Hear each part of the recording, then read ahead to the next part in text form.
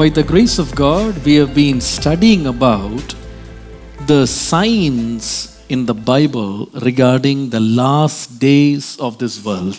ದೇವರ ಕೃಪೆಯಿಂದ ಕಳೆದ ಕೆಲವು ದಿನಗಳಿಂದ ನಾವು ಕಡೆ ದಿವಸಗಳಲ್ಲಿ ಕಂಡುಬರುವಂತಹ ಕೆಲವು ಗುರುತುಗಳನ್ನು ಕುರಿತಾಗಿ ಧ್ಯಾನ ಮಾಡುತ್ತಾ ಬಂದೆವು.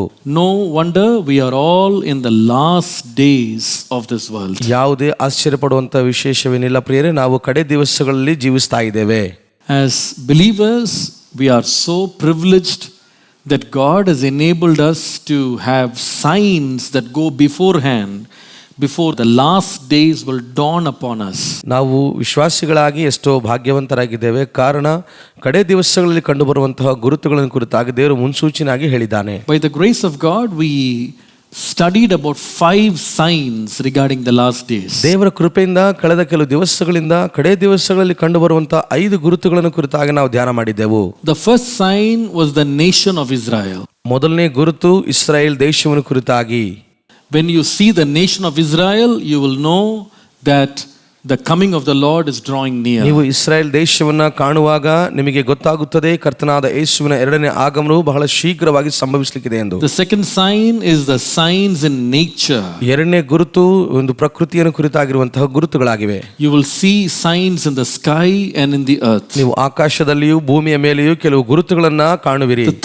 The third sign is the signs, the happenings in world politics. ಮೂರನೇ ಗುರುತಾಗಿ ಪ್ರಪಂಚ ರಾಜಕೀಯ ವ್ಯವಸ್ಥೆಯಲ್ಲಿ ಕಂಡುಬರುವ ಕೆಲವು ಗುರುತುಗಳನ್ನು ನಾವು ಕಾಣಬಹುದು. We see how the Lord already prophesied about how the governments will change and the kingdoms will follow one after another. ಕರ್ತನಾದ ದೇವರು ಈಗಾಗಲೇ ಪ್ರವಚಿಸಿದ ರೀತಿಯನ್ನು ನಾವು ನೋಡುತ್ತೇವೆ, ಹಾಗೆ ನೆರವೇರಿಸಲ್ಪಡುವಂಥದ್ದನ್ನ ಹೇಗೆ ರಾಜ್ಯಗಳು ದೇಶಗಳು ಬೀಳುವಂಥದ್ದು ಏಳುವಂಥದ್ದು ಎಂಬುದಾಗಿ. The fourth sign we studied about was the degradation of society. ನಾಲ್ಕನೇ ಗುರುತಾಗಿ ಸಮಾಜದ ಅವನತಿಯನ್ನು ಕುರಿತಾಗಿ ನಾವು ಧ್ಯಾನ ಮಾಡಿದೆವು. The fifth sign we studied was last week. We studied about the increase of knowledge in the last days. ಕಳೆದ ವಾರ ನಾವು ಧ್ಯಾನ ಮಾಡಿದೆವು ಐದನೇ ಗುರುತನ ಕುರಿತಾಗಿ ಕಡೆ ದಿವಸಗಳಲ್ಲಿ ಜ್ಞಾನದ ಅಭಿವೃದ್ಧಿ ಹೇಗಾಗ್ತದೆ ಎಂದು. There will be a phenomenal increase of knowledge in this world. ಈ ಲೋಕದಲ್ಲಿ ಲೋಕ ಜ್ಞಾನವು ಬಹಳಷ್ಟು ಅಭಿವೃದ್ಧಿ ಆಗುತ್ತದೆ. Today we are going to go to sign number 6. ಈ ದಿನ ಆರನೇ ಗುರುತನ ಕುರಿತಾಗಿ ನಾವು ಧ್ಯಾನ ಮಾಡಲಿಕ್ಕಿದ್ದೇವೆ. Turn with me to 2 Thessalonians chapter 2 verses 1 to 3. ನನ್ನ ಸಂಗಡ ಸತ್ಯವೇದವನ್ನು ತೆರೆಯಿರಿ. 2 ಥೆಸಲೋನಿಕ 2ನೇ ಅಧ್ಯಾಯ 1ನೇ ವಚನದಿಂದ 3ನೇ ವಚನ. Now concerning the coming of our Lord Jesus Christ and our being gathered to him, we ask you, brothers, not to be easily upset in mind or troubled either by spirit or by a message or by a letter as if from us, alleging that the day of the Lord has come.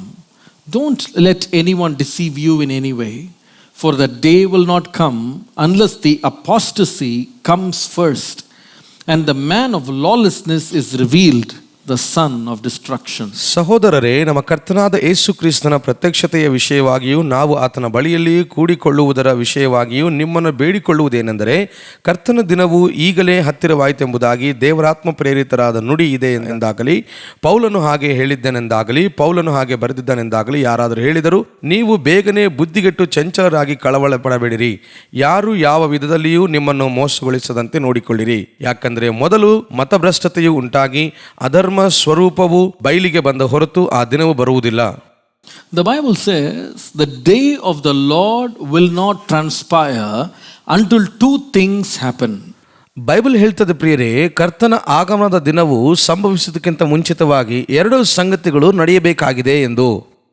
The day of the Lord, which means the day of the Lord's final judgment. ಕರ್ತನ ದಿನ ಅಂತಂದರೆ ಕರ್ತನ ನ್ಯಾಯ ತೀರ್ಪಿನ ಆ ದಿನವಾಗಿರುತ್ತದೆ ಪ್ರಿಯರೇ. And the first sign is there will be a huge apostasy before the coming of the Lord Jesus Christ. ಮೊದಲನೇ ಗುರುತು ನಾವು ನೋಡುವುದಾದರೆ ಪ್ರಿಯರೇ, ಆತನ ಆಗಮನದ ದಿನಕ್ಕಿಂತ ಮುಂಚಿತವಾಗಿ ಎಷ್ಟೋ ಮತಭ್ರಷ್ಟತೆ ಇರುತ್ತದೆ. There will be a huge apostasy. ಎಷ್ಟೋ ಧರ್ಮಭ್ರಷ್ಟ ಮತಭ್ರಷ್ಟ ಇರುತ್ತದೆ. What does it mean? ಅದರ ಅರ್ಥವೇನು?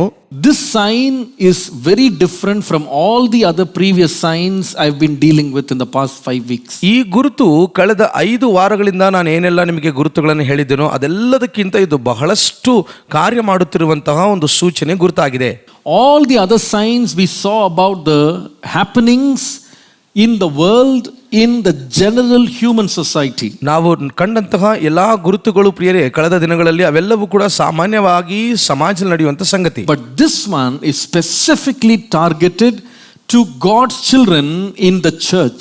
ಆದರೆ ಈ ಗುರುತು ನಾವು ನೋಡುವಾಗ ಕರ್ತನ ಸಭೆಯಲ್ಲಿ ಕರ್ತನ ಮಕ್ಕಳಲ್ಲಿಯೇ ಇದು ಕಾರ್ಯ ಮಾಡುತ್ತಿರುವಂತಹ ಒಂದು ಭಯಾನಕವಾದ ಗುರುತಾಗಿರುತ್ತದೆ ಪ್ರಿಯರೇ.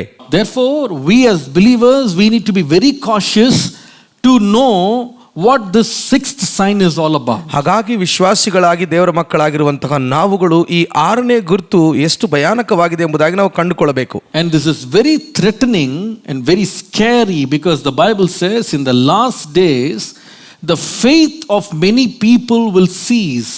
It will dry off and many people will become apostates. They will leave the faith. ಮತ್ತು ಈ ಗುರುತು ಕಡೆ ದಿವಸಗಳಲ್ಲಿ ಅನೇಕ ವಿಶ್ವಾಸಿಗಳ ಜೀವಿತದಲ್ಲಿ ಬಹಳಷ್ಟು ಭಯಾನಕವಾಗಿ ನಡುಗಿಸುವ ಹಾಗೆ ಅದು ಕಾಡುವಂಥದ್ದಾಗಿರುತ್ತದೆ. ಅಷ್ಟು ಮಾತ್ರವಲ್ಲ, ಅನೇಕ ಜನರು ವಿಶ್ವಾಸದಲ್ಲಿ ನಂಬಿಕೆಯಲ್ಲಿ ಇಲ್ಲದಂತೆ ಅವರನ್ನು ನಡೆಸುವಂಥದ್ದಾಗಿರುತ್ತದೆ. Many people will actually leave the Lord, leave the fellowship, leave the church. ಅನೇಕ ಜನರು ವಿಶ್ವಾಸಿಗಳಾದಂಥವರು ಸಭೆಯನ್ನ ಸಹವಾಸವನ್ನ ಬಿಟ್ಟು ಹೋಗುತ್ತಿದ್ದಾರೆ. This is very threatening to hear. ಇದು ಬಹಳಷ್ಟು ಭಯಾನಕವಾದ ವಿಷಯ ನಾವು ಕೇಳುವುದಕ್ಕಾಗಿ. But this is one of the signs of the last days. ಆದರೆ ಕಡೆ ದಿವಸಗಳಲ್ಲಿ ಇದು ಕೂಡ ಒಂದು ಗುರುತಾಗಿದೆ ಪ್ರಿಯರೇ. The deception in this world will reach its peak that many people's faith will be shaken to the core. ಈ ಲೋಕದಲ್ಲಿ ಆಗುತ್ತಿರುವಂತಹ ಒಂದು ಮೋಸದ ಕೃತ್ಯಗಳನ್ನು ನಾವು ನೋಡುತ್ತಿರುವಾಗ ಅನೇಕ ಜನರ ಜೀವಿತವನ್ನು ನಡುಗಿಸುವಂತದ್ದಾಗಿದೆ. Then that day will determine who are truly strong in faith and who are very weak and shaky in their faith. ಆಗ ಆ ದಿನ ತೀರ್ಮಾನಿಸುತ್ತದೆ ಯಾರು ನಂಬಿಕೆಯಲ್ಲಿ ಸ್ಥಿರವಾಗಿ ನಿಂತಿದ್ದಾರೋ, ಯಾರು ನಂಬಿಕೆಯ ಜೀವಿತದಲ್ಲಿ ಚಂಚಲರಾಗಿದ್ದಾರೋ, ಬಿದ್ದು ಹೋಗಿದ್ದಾರೋ ಎಂಬುದಾಗಿ ನಾವು ತಿಳ್ಕೊಳ್ಳಬಹುದು. In the last days, Satan will start to move with great fury and strength because knowing that his time is very short, he will go around like a lion trying to devour as many as he can. ಯಾಕಂದ್ರೆ ದುಷ್ಟನಾದಂಥ ಸೈತಾನನು ಕಡೆ ದಿವಸಗಳಲ್ಲಿ ಅವನಿಗೆ ಸಮಯವು ಬಹಳ ಕೊಂಚವಾಗಿದೆ ಎಂಬುದಾಗಿ ತಿಳಿದುಕೊಂಡವನಾಗಿ ಲೋಕದಲ್ಲೆಲ್ಲ ಗರ್ಜಿಸುವ ಸಿಂಹದೋಪಾದಿಯಲ್ಲಿ ಎಲ್ಲರನ್ನ ಭಯಪಡಿಸುವುದಕ್ಕಾಗಿ ಅವನು ತಿರುಗುತ್ತಾ ಇರುತ್ತಾನೆ. There will be three ways he will deceive the children of God. ದೇವರ ಮಕ್ಕಳನ್ನ ದುಷ್ಟನಾದಂಥ ಸೈತಾನನು ಮೂರು ವಿಧಾನದಲ್ಲಿ ಮೋಸಗೊಳಿಸ್ತಾನೆ. And through this deception they will become apostates to the gospel they heard. ಈ ಮೋಸಪೂರಿತವಾದ ಕಾರ್ಯದಿಂದ ವಿಶ್ವಾಸಿಗಳಾದಂತವರನ್ನ ಅವನು ಧರ್ಮಭ್ರಷ್ಟರಾಗಿ ಮಾಡ್ತಾನೆ. Three ways. ಮೂರು ವಿಧಗಳು. You can write it down. ನೀವು ಬರ್ಕೊಳ್ಳ್ರಿ ಅದನ್ನ. Number one, ಮೊದಲನೇದು, believers will be deceived by false people. ವಿಶ್ವಾಸಿಗಳು ತಪ್ಪಾದ ಜನರಿಂದ ಮೋಸಕ್ಕೆ ಒಳಗಾಗುತ್ತಾರೆ. Number two, ಎರಡನೇದು, they will be deceived by false performances. ಅವರು ತಪ್ಪಾದ ಪ್ರದರ್ಶನಗಳಿಂದ ಮೋಸ ಹೋಗುತ್ತಾರೆ. The third one will be believers will be deceived by false preaching. ಮೂರನೇದಾಗಿ ವಿಶ್ವಾಸಿಗಳಾದಂತವರು ತಪ್ಪಾದ ಬೋಧನೆಗೆ ಒಳಗಾಗಿ ಮೋಸ ಹೋಗುತ್ತಾರೆ. This is very very important to consider. ಇದು ಬಹಳ ಬಹಳ ಪ್ರಾಮುಖ್ಯವಾಗಿ ನಾವು ಇದನ್ನು ಪರಿಗಣಿಸಬೇಕು. Because this falling away, this apostasy will rise from within the church and it will draw many people away from the faith. ಈ ನಂಬಿಕೆಯಲ್ಲಿ ಭ್ರಷ್ಟತ್ವ ಅಥವಾ ಈ ಒಂದು ಮೋಸಗೊಳ್ಳುವಿಕೆ ಎಂದು ಪ್ರಿಯರೇ ಸಭೆಯಲ್ಲಿ ಈ ಎಲ್ಲ ಕಾರ್ಯಗಳು ಆಗುತ್ತವೆ, ಅನೇಕರು ಬಿದ್ದೋಗುತ್ತಾರೆ. The number one, ಮೊದಲನೇದು, the first way of deception is by false people. ಸುಳ್ಳು ಜನರಿಂದ ಮೋಸ ಹೋಗುತ್ತಾರೆ. ಇದು ಮೊದಲನೇ ವಿಧಾನ. By false people. ಸುಳ್ಳು ಜನರಿಂದ. Matthew 24:24. ಮತ್ತಾಯ 24:24 ವಚನ.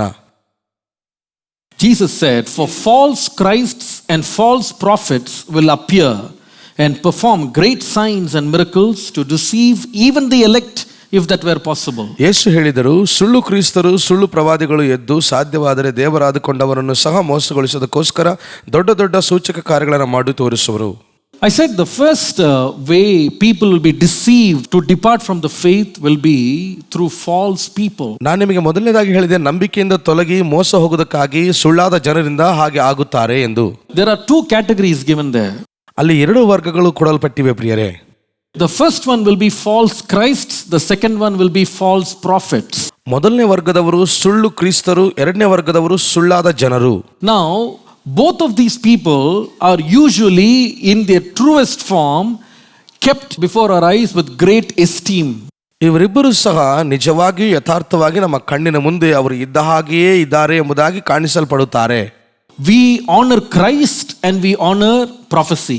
ನಾವು ಕ್ರಿಸ್ತರನ್ನು ಗೌರವಿಸುತ್ತೇವೆ, ಪ್ರವಚನವನ್ನು ಸಹ ಗೌರವಿಸುತ್ತೇವೆ. But Satan will use the same things we keep in high esteem to deceive us in the last days. ಸೈತಾನನು ನಮ್ಮನ್ನು ಮೋಸಗೊಳಿಸೋದಕ್ಕಾಗಿ ಇಂತಹ ಒಂದು ವ್ಯಕ್ತಿಗಳನ್ನ ಉನ್ನತ ಮಟ್ಟದಲ್ಲಿ ತಂದಿಡುತ್ತಾನೆ, ನಾವು ಮೋಸ ಹೊಂದಬೇಕೆಂದು. Now I don't have to explain much about the prevalence of false prophets in our times.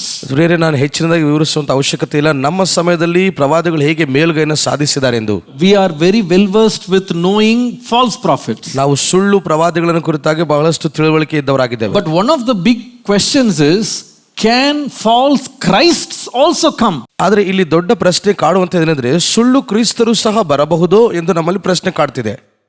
Can there be false? There's not one. It says in plural. It says false Christs.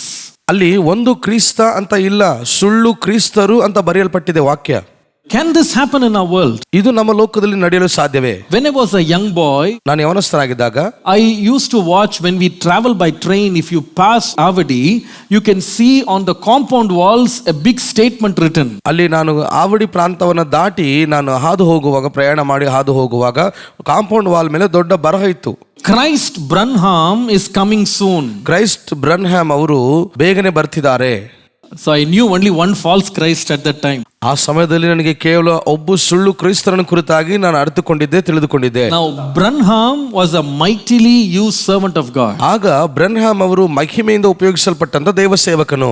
But at the peak of his ministry, he turned around and declared himself to be Jesus Christ. ಆದರೆ ಆತನ ಸೇವೆ ಉನ್ನತವಾದಿ ಅದು ಹಾದು ಹೋಗುವಾಗ ತನ್ನನ್ನು ತಾನು ಕ್ರಿಸ್ತರೆಂದು ಹೇಳಿಕೊಂಡು ಹೆಚ್ಚಿಸಿಕೊಂಡ. And he said he's going to come soon again. ಆತನು ಶೀಘ್ರವಾಗಿ ಹಿಂತಿರುಗಿ ಬರ್ಲಿಕ್ಕಿದ್ದಾನೆ ಅಂತ ಹೇಳಿದ. Many people followed him. ಅನೇಕ ಜನರು ಆತನ ಹಿಂಬಾಲಿಸಿದರು. But when I read about this, false Christs will come. ಸುಳ್ಳು ಕ್ರಿಸ್ತರು ಬರುವರು ಎಂಬುದಾಗಿ ನಾನು ಇದನ್ನು ಓದಿದ ನಂತರ ಪ್ರಿಯರೇ, I made a research.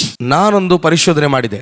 And then I found out, ಆಗ ನಾನು ತಿಳಿದುಕೊಂಡೆ, right now at this present time, there are at least 16 people who have declared themselves to be Jesus Christ living on this earth right now. ಈ ದಿನದವರೆಗೂ, ಪ್ರಸ್ತುತ ಈ ದಿನಗಳವರೆಗೂ ನಾನು ನೋಡಿದಂತ, ನಾನು ಕಂಡುಕೊಂಡಂತಹ ರೀತಿ ನಾವು ನೋಡುವಾಗ ಪ್ರಿಯರೇ, 16 ಜನರು ಸುಳ್ಳು ಕ್ರಿಸ್ತರೆಂದು ಹೇಳಿಕೊಂಡಿದ್ದಾರೆ. They are still alive. ಅವರು ಇನ್ನೂ ಸಹ ಬದುಕಿದ್ದಾರೆ.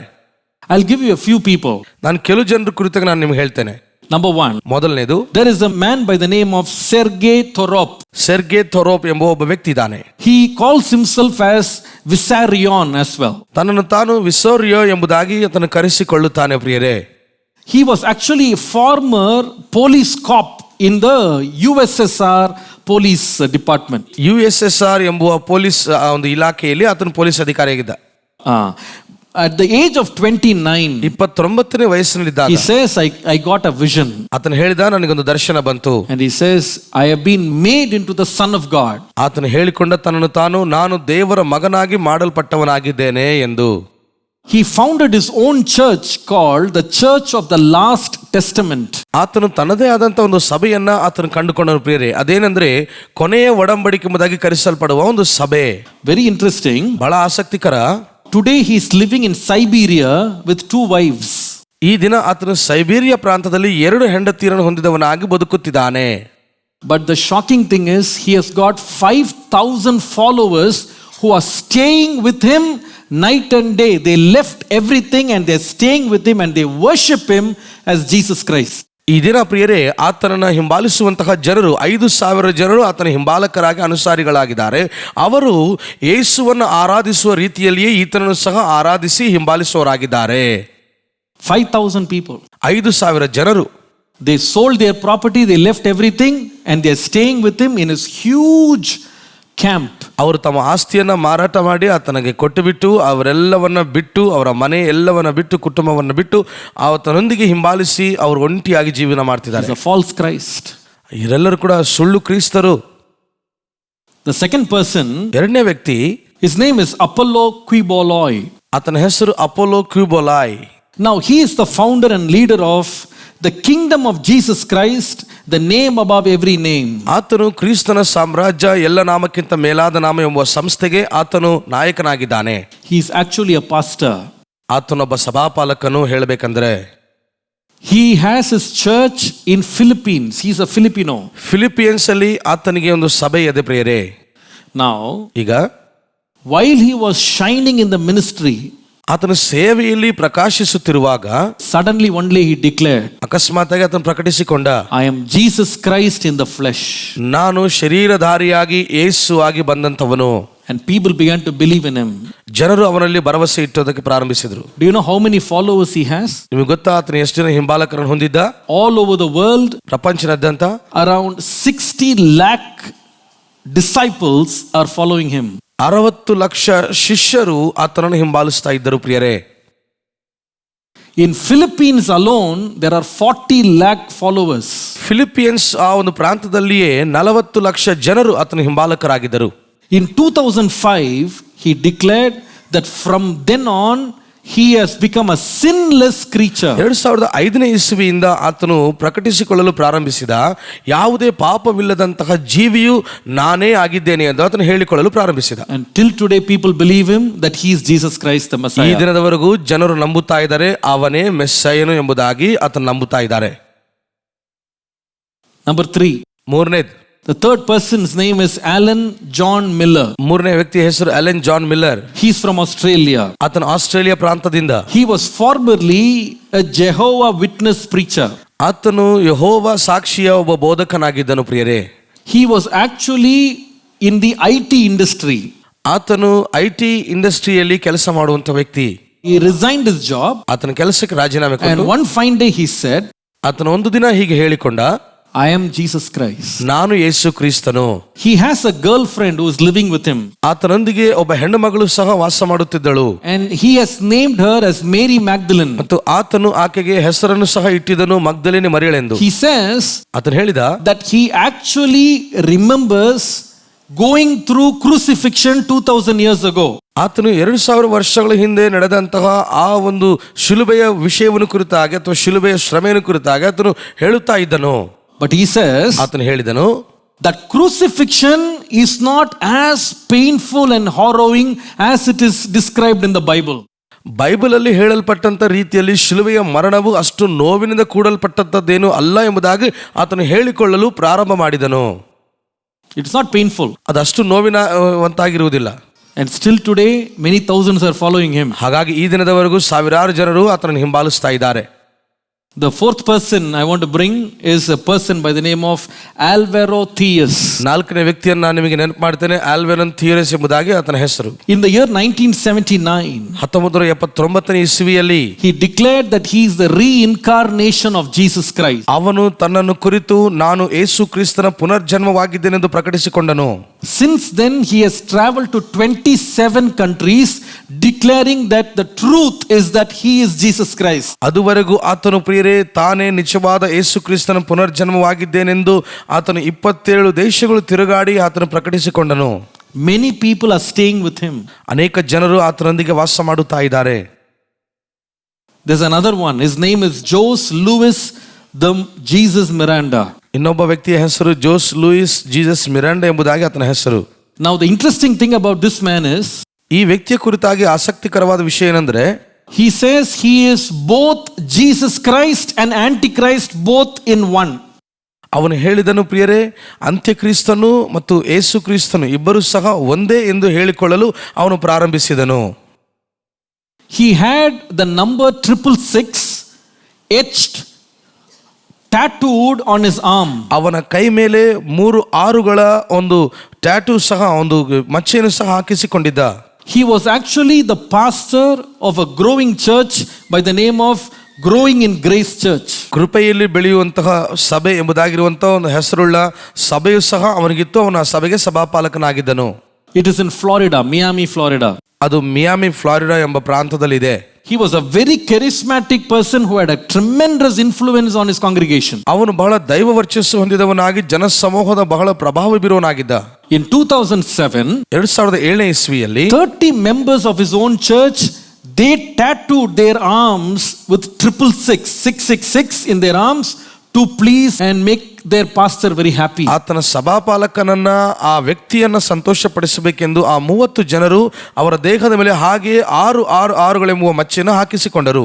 Now he declares, ಈಗ ಆತನು ಪ್ರಕಟಿಸಿದನು, the doctrine of sin and Satan does not exist. ಸೈತಾನನ ಮತ್ತು ಪಾಪದ ಸಿದ್ಧಾಂತವು ಅದು ಅಸ್ತಿತ್ವದಲ್ಲಿ ಇಲ್ಲ ಎಂಬುದಾಗಿ ಆತನು ಹೇಳಲು ಪ್ರಾರಂಭಿಸಿದ. He says his followers, because they follow him as the true Messiah, they literally can have no sin. ಆತನು ಹೇಳಿದ ಮಾತೇನೆಂದ್ರೆ, ಯಾರೆಲ್ಲ ಮೆಸ್ಸಾಯನನ್ನು ನಿಜವಾಗ್ಲೂ ಹಿಂಬಾಲಿಸ್ತಾ ಇದ್ದಾರೋ ಅವರಲ್ಲಿ ಯಾವುದೇ ಪಾಪದ ಒಂದು ಮನಸ್ತತ್ವ ಇರುವುದಿಲ್ಲ ಅಂತ ಹೇಳಿದನು.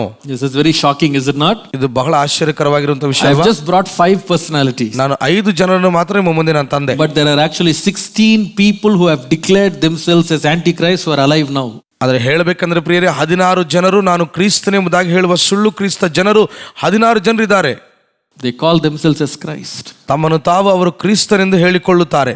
The prophecy of Jesus Christ is coming true. ಯೇಸು ಕ್ರಿಸ್ತನ ಪ್ರವಾದನೆಯು ಅದು ನಿಜವಾಗಲೂ ನೆರವೇರಿಸಲ್ಪಡುತ್ತಾ ಇದೆ. We are living in a crowd of false Christs and false prophets. ನಾವು ಸುಳ್ಳು ಜನರ, ಸುಳ್ಳು ಪ್ರವಾದಿಗಳ, ಸುಳ್ಳು ಕ್ರೈಸ್ತರ ಅಂತಹ ಜನರ ಮಧ್ಯದಲ್ಲಿ ನಾವು ವಾಸ ಮಾಡುತ್ತಾ ಇದ್ದೇವೆ ಅಂತ ಕಾಲದಲ್ಲಿ. As a church, we need to be cautious of what is happening around us. ನಾವು ಸಭೆಯಾಗಿ ಕ್ರಿಸ್ತ ಮಕ್ಕಳಾಗಿ ನಮ್ಮ ಸುತ್ತಲೂ ಏನು ನಡೀತಾ ಇದೆ ನಾವು ಬಹಳ ಜಾಗೃತಿಯಿಂದ ಆಲೋಚಿಸಬೇಕು.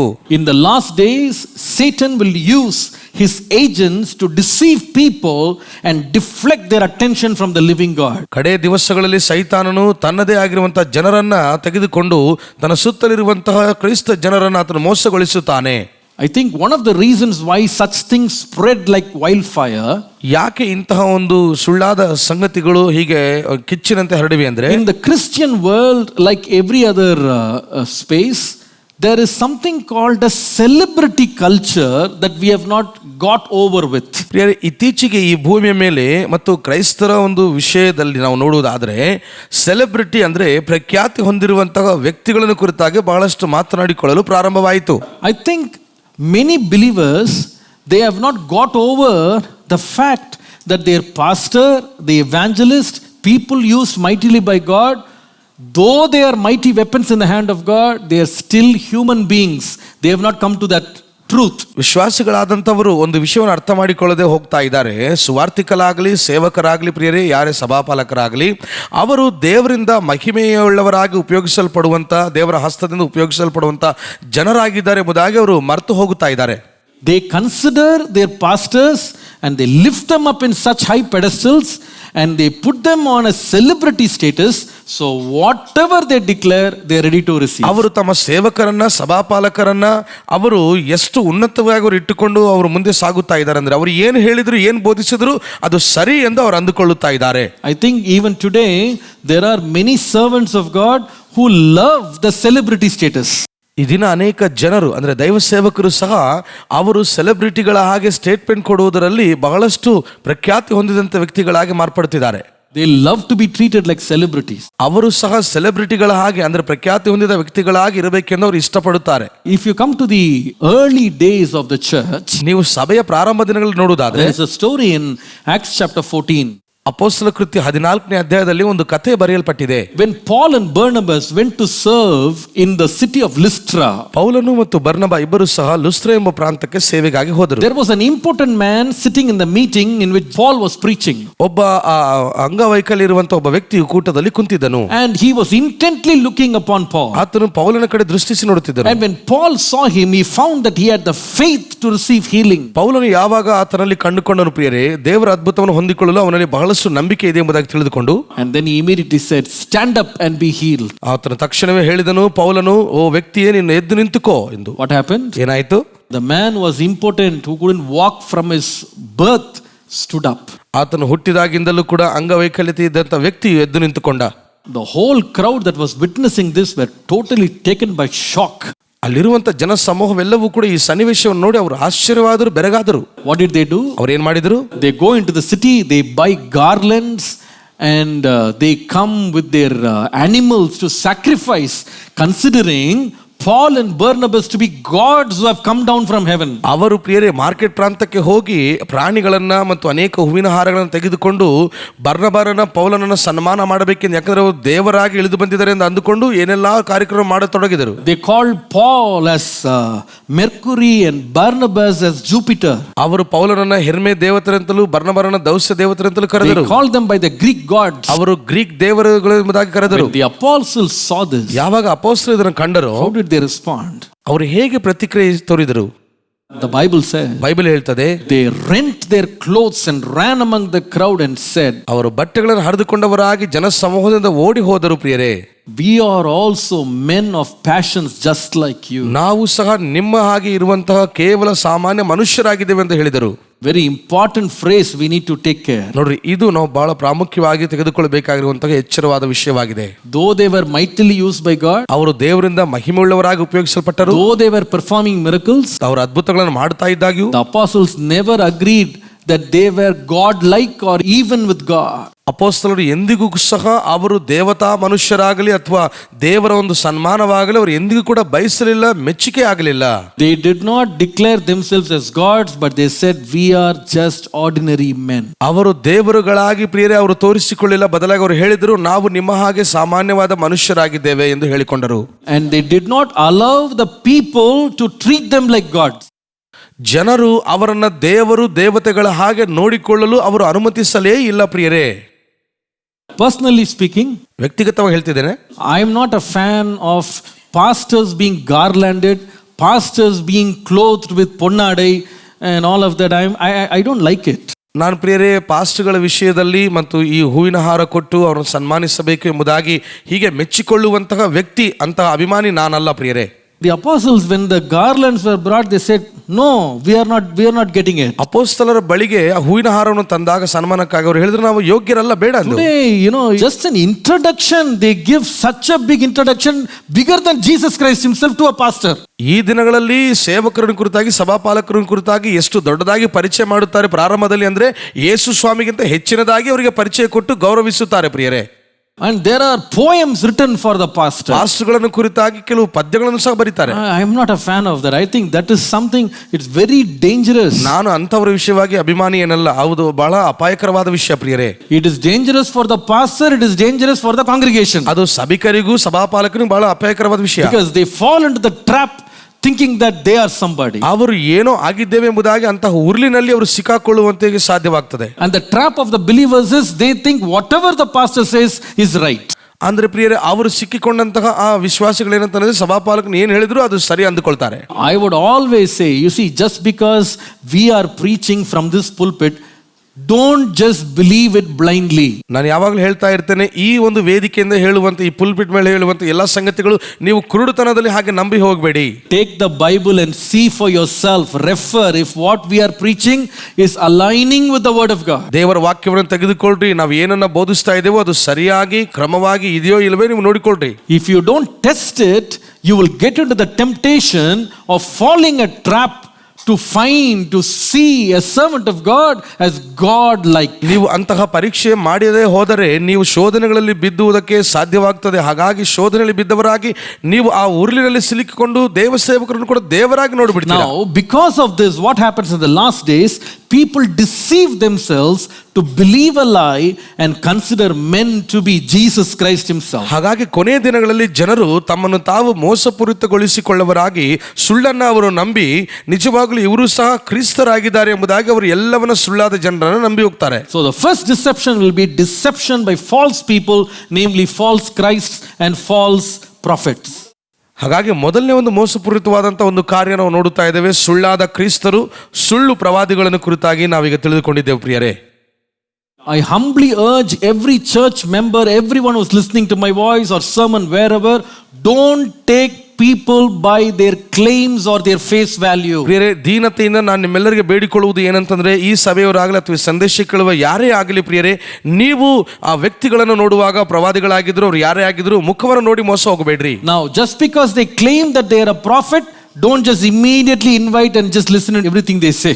ಅವರು ಪ್ರವಾದಿಗಳಾಗಿದ್ದಾರೆ ಎಂಬುದಾಗಿ ನೀವು ಕೇಳಿಸಿಕೊಂಡ ಕೂಡಲೇ ಅವರು ಏನು ಹೇಳಿದ್ದಾರೆ ಎಲ್ಲವನ್ನು ಸಹ ಸುಮ್ಮನೆ ಹಾಗೆ ಕೇಳುತ್ತಾ ನಂಬಲಿಕ್ಕೆ ಹೋಗಬೇಡಿ. Now, I am not against prophecy. ನಾನು ಪ್ರವಾದಿಗಳು ಪ್ರವಚನ ಕುರಿತ ವಿರೋಧಿ ಅಲ್ಲ. But more than good prophets, false prophets are now increasing in number. ಆದರೆ ಒಳ್ಳೆಯ ಪ್ರವಾದಿಗಳಿಗಿಂತ ಈ ದಿನಗಳಲ್ಲಿ ಪ್ರಿಯರೇ ಸುಳ್ಳು ಪ್ರವಾದಿಗಳು ಬಹಳಷ್ಟು ಅಭಿವೃದ್ಧಿ ಹೊಂದುತ್ತಾ ವಿಸ್ತರಿಸ್ತಾ ಇದ್ದಾರೆ. Now these people go into people's homes. ಇಂತಹ ಜನರು ಮನುಷ್ಯರ ಮನೆಗಳಿಗೆ ಹೋಗಿ, oh, we want to pray for you. ನಾವು ನಿಮಗಾಗಿ ಪ್ರಾರ್ಥಿಸಬೇಕು ಅಂದಿದ್ದೇವೆ. They start the prayer. ಅವರು ಪ್ರಾರ್ಥನೆ ಪ್ರಾರಂಭಿಸ್ತಾರೆ. Within few minutes, ಕೆಲವೇ ನಿಮಿಷಗಳೊಳಗಾಗಿ God is revealing something to me. ದೇವರು ಕೆಲವು ವಿಷಯಗಳನ್ನು ಹೇಳ್ತಾ ಇದ್ದಾನೆ. What is your problem in your house? ನಿಮ್ಮ ಮನೆಯಲ್ಲಿ ಏನು ಸಮಸ್ಯೆ ಇದೆ? Oh, your daughter is not getting married. ಓ, ನಿನ್ನ ಮಗಳಿಗೆ ವಿವಾಹವಾಗುತ್ತಾ ಇಲ್ಲ. Oh, you are not getting a job. ನಿನಗೆ ಕೆಲಸ ಸಿಗ್ತಿಲ್ಲ. You are having this sickness. ನಿನಗೊಂದು ರೋಗ ಇದೆ. Do you know what is it? ಅದೇನು ಗೊತ್ತಾ? What is the reason? ಆ ಕಾರಣ ಏನು? Your brother has done some witchcraft against you. ನಿನ್ನ ಸಹೋದರನು ನಿನ್ನ ಮೇಲೆ ವಿರೋಧವಾಗಿ ಏನೋ ಒಂದು ವಾಮಾಚಾರವನ್ನ ಅಥವಾ ಮಾಟಮಂತ್ರವನ್ನ ಮಾಡಿಸಿ ಬಿಟ್ಟಿದ್ದಾನೆ. ஒழுங்கா இருந்த குடும்பங்க, நல்லா இருந்தாங்க ஒழுங்கா, இவனுங்க வந்து போட்ட பொய்யில குடும்பமே ரெண்டா போயிடும். The family splits. ಅಲ್ಲಿ ಕುಟುಂಬಗಳು ಹೊಡೆಯಲ್ಪಡ್ತವೆ, ಬೇರೆ ಆಗ್ಬಿಡ್ತವೆ ಪ್ರಿಯರೇ. The brother against the sister against the brother. ಸಹೋದರನು ಸಹೋದರಿಗೆ ವಿರೋಧವಾಗಿ, ಸಹೋದರಿ ಸಹೋದರನಿಗೆ ವಿರೋಧವಾಗಿದ್ದಾರೆ ಎಂದು. And these people are so ignorant. Hey, just a person, a stranger comes inside and tells something, you believe it as the truth, and then you break off good relationships. ಈ ಜನರು ಎಷ್ಟು ಅವಿವೇಕಿಗಳು ಅಂತಂದ್ರೆ, ಯಾರೋ ಒಬ್ಬ ಹೊಸಬನು ಮನೆಗೆ ಬಂದು ಏನಾದರೂ ಕೆಲವು ವಿಷಯಗಳನ್ನು ಹೇಳುವುದಾದ್ರೆ ಅದನ್ನು ಬೇಗ ನಂಬಿಬಿಡ್ತಾರೆ, ಅದನ್ನು ತಿಳಿದುಕೊಳ್ಳಬೇಕಂತ ಅವಶ್ಯಕತೆ ಇರಲ್ಲ. And as these things get complicated, ಈ ಎಲ್ಲಾ ಸಂಗತಿಗಳು ಜಟಿಲವಾಗಿ ಮಾಡಲ್ಪಡುವಾಗ their faith gets destroyed. ಅವರ ನಂಬಿಕೆಯು ನಾಶವಾಗಿ ಬಹಳಷ್ಟು ಕಡಿಮೆ ಆಗ್ತದೆ ಪ್ರಿಯರೇ. The second thing that will happen in the last days, ಕಡೆ ದಿವಸಗಳಲ್ಲಿ ಎರಡನೇ ಸಂಗತಿ ಏನಾಗುತ್ತದೆ ಅಂತಂದ್ರೆ, the believers will be deceived by false performance. ವಿಶ್ವಾಸಿಗಳು ಸುಳ್ಳಾದ ಪ್ರದರ್ಶನ ಮೂಲಕವಾಗಿ ಅವರು ಮೋಸಕ್ಕೆ ಒಳಗಾಗುತ್ತಾರೆ. Matthew 24:24 again. ಮತ್ತಾಯ 24:24 ಮತ್ತೆ Jesus said, for false Christs and false prophets will appear and perform great signs and miracles to deceive even the elect, if that were possible. ಮತ್ತಾಯ 24:24 ಮತ್ತೆ ಸುಳ್ಳು ಕ್ರಿಸ್ತರು ಸುಳ್ಳು ಪ್ರವಾದಿಗಳು ಎದ್ದು ಸಾಧ್ಯವಾದರೆ ದೇವರು ಆದುಕೊಂಡವರನ್ನು ಸಹ ಮೋಸಗೊಳಿಸೋದಕ್ಕೋಸ್ಕರ ದೊಡ್ಡ ದೊಡ್ಡ ಸೂಚಕ ಅದ್ಭುತ ಕಾರ್ಯಗಳನ್ನು ಮಾಡಿ ತೋರಿಸ್ತಾರೆ. Now what will these false Christs and false prophets do? ಈ ಸುಳ್ಳು ಕ್ರೈಸ್ತರು ಸುಳ್ಳು ಪ್ರವಾದಿಗಳು ಏನ್ ಮಾಡುತ್ತಾರೆ ಪ್ರಿಯ? ಹಾಗಾದ್ರೆ Not just ordinary signs and miracles. ಅವರು ಮಾಮೂಲಾದ ಸೂಚಕ ಕ್ರಿಯೆಗಳನ್ನು ಮಾಡೋದಿಲ್ಲಂತೆ. Bible says they will perform great signs and miracles. Bible ಹೇಳ್ತದೆ ಅವರು ದೊಡ್ಡ ದೊಡ್ಡ ಸೂಚಕ ಮಹತ್ ಕಾರ್ಯಗಳನ್ನು ಮಾಡುತ್ತಾರೆಂದು. In so much the elect themselves can be defrauded. ದೇವರಾದುಕೊಂಡವರನ್ನು ಸಹ ಅವರು ಅಂತ ಜನರು ಮೋಸಗೊಳಿಸಿ ವಂಚಿಸುತ್ತಾರೆ. I tell you, the last days people will be longing more for witnessing miracles than to hear God's word. ಕಡೆ ದಿವಸಗಳಲ್ಲಿ ಜನರು ಅವರು ದೇವರ ವಾಕ್ಯಕ್ಕಿಂತ ಹೆಚ್ಚಾಗಿ ಅದ್ಭುತಗಳನ್ನು ಕುರಿತಾಗಿ ಸಾಕ್ಷಿ ಕೊಡಲು ನೋಡಲು ಅವರು ಅಪೇಕ್ಷಿಸುತ್ತಾರೆ. That is why Jesus said, when somebody says the Christ is here, Christ is there, don't go, don't follow them. ಅದಕ್ಕಾಗಿ ಯೇಸು ಹೇಳಿದನು, ಕ್ರಿಸ್ತನು ಇಲ್ಲಿದ್ದಾನೆ ಅಲ್ಲಿದ್ದಾನೆ ಅಂತ ಯಾರಾದರೂ ಹೇಳಿದ್ರೆ ನಿಮಗೆ ಅಲ್ಲಿಗೆ ಇಲ್ಲಿಗೆ ಹೋಗಬೇಡಿ. The Bible says the best way to please God is by having faith on him. ಆತನು ಹೇಳಿದನು ಪ್ರಿಯರೇ, ದೇವರನ್ನು ಮೆಚ್ಚಿಸುವುದು ಅಂತಂದ್ರೆ ನಂಬಿಕೆಯಿಂದಲೇ ಆತನನ್ನು ಮೆಚ್ಚಿಸುವುದು ಸಾಧ್ಯ. The people who believe him are better than people who believe him by seeing. ಪ್ರಿಯರೇ, ನೋಡಿ ನಂಬಿದ ಜನರಿಗಿಂತ ನೋಡಲಾರದೆ ನಂಬಿದಂತ ಜನರು ಎಷ್ಟೋ ಉತ್ತಮರು ಎಂದು ಹೇಳ್ತಾರೆ. But because people are crazy about witnessing wonders and miracles, ಜನರು ಅದ್ಭುತ ಸೂಚಕ ಕ್ರಿಯೆಗಳನ್ನು ಕುರಿತಾಗಿ ಅವರು ಸಾಕ್ಷಿ ಕೊಡುವಂತ ಆ ಜನರನ್ನು ಕುರಿತು ಇವರು ಬಹಳಷ್ಟು ಹುಚ್ಚರಾಗಿರ್ತಾರೆ. because that is very attractive to them, ಅದು ಅವರಿಗೆ ಬಹಳ ಆಕರ್ಷಿತವಾಗಿ ಕಾಣಿಸಲ್ಪಡ್ತದೆ ಅವರ ಕಣ್ಣಿಗೆ. the increase of false Christs and false prophets performing mighty miracles and signs to deceive the gullible will increase in the last days. ಅಂತ್ಯ ದಿನಗಳಲ್ಲಿ ಪ್ರಿಯರೇ, ಬಹಳಷ್ಟು ಸೂಚಕ ಮಹತ್ಕಾರ್ಯಗಳನ್ನು ಮಾಡುವಂತ ಅನೇಕ ಸೇವಕರ ಒಂದು ಸಂಖ್ಯೆಯು ಅತ್ಯಧಿಕವಾದ ಕಾರಣದಿಂದ ಜನರು ಆ ವಿಷಯದಲ್ಲಿ ಅವರು ಹುಚ್ಚರಾಗಿ ತಿರುಗ್ತಾ ಇರ್ತಾರೆ. The photograph I put in my title is very intriguing. ನನ್ನ ಒಂದು ಅಂಶದ ಮೇಲೆ ನಾನೊಂದು ಚಿತ್ರವನ್ನು ಹಾಕಿರ್ತೇನೆ, ಅದು ಬಹಳ ಆಸಕ್ತಿಕರವಾಗಿರ್ತದೆ. I want you to look at that photograph. ಆ ಚಿತ್ರವನ್ನು ನೀವು ನೋಡಬೇಕೆಂದು ನಾನು ಬಯಸ್ತೇನೆ. This is a real photograph. ಇದು ನಿಜವಾಗ್ಲೂ ಇರುವಂತ ಚಿತ್ರ. There is a story behind this photograph. ಈ ಚಿತ್ರದ ಹಿಂದೆ ಒಂದು ಕಥೆ ಅಡಗಿಸಲ್ಪಟ್ಟಿದೆ. There is a very large congregation, a huge church in Africa. Africa ದೇಶದಲ್ಲಿ ಒಂದು ದೊಡ್ಡ ಸಭೆ, ಜನ ಸಮೂಹದಿಂದ ತುಂಬಲ್ಪಟ್ಟಂತ ಒಂದು ಸಭೆ ಇದೆ ಪ್ರಿಯರೇ. It is led by a pastor who is so-called prophet. ಒಬ್ಬ ಸಭಾಪಾಲಕನು ಪ್ರವಾದಿ ಎಂದು ಕರೆಸಲ್ಪಡುವಂತ ಒಬ್ಬ ವ್ಯಕ್ತಿಯಿಂದ ಸಭೆ ನಡೆಸಲ್ಪಡುತ್ತದೆ. Now one fine morning on a Sunday, as the worship is going on, somebody says, there is a dead man in a coffin who is brought to be prayed for. ಒಂದು ಮುಂಜಾನೆ ವೇಳೆ ಭಾನುವಾರದ ದಿನದಂದು ಆರಾಧನೆ ಸಮಯ ನಡೆಯುತ್ತಿರುವಾಗ ಒಬ್ಬ ವ್ಯಕ್ತಿ ಆತನ ಸಂದೇಶವನ್ನು ತರ್ತಾನೆ. ಸತ್ತಂತ ಹೆಣವನ್ನ ಒಂದು ಬಾಕ್ಸ್ ಅಲ್ಲಿ ಹಾಕೊಂಡು ಬಂದಿದ್ದಾರೆ ಪ್ರಾರ್ಥನೆಗಾಗಿ ಅಂತ ಹೇಳಿ ಸುದ್ದಿ ಕಳಿಸ್ತಾರೆ. And the pastor is called to pray for that dead man to come up. ಸತ್ತು ಹೋಗಿರುವಂತಹ ಆ ವ್ಯಕ್ತಿಯು ತಿರುಗಿ ಜೀವಂತವಾಗಿ ಎಬ್ಬಿಸಲ್ಪಡುವಂತೆ ಪಾಸ್ಟರನ್ನು ಕರೀತಾರೆ, ಪ್ರಾರ್ಥನೆ ಮಾಡಬೇಕೆಂದು ಆತನನ್ನು ಕರೀತಾರೆ ಪ್ರಿಯರೇ.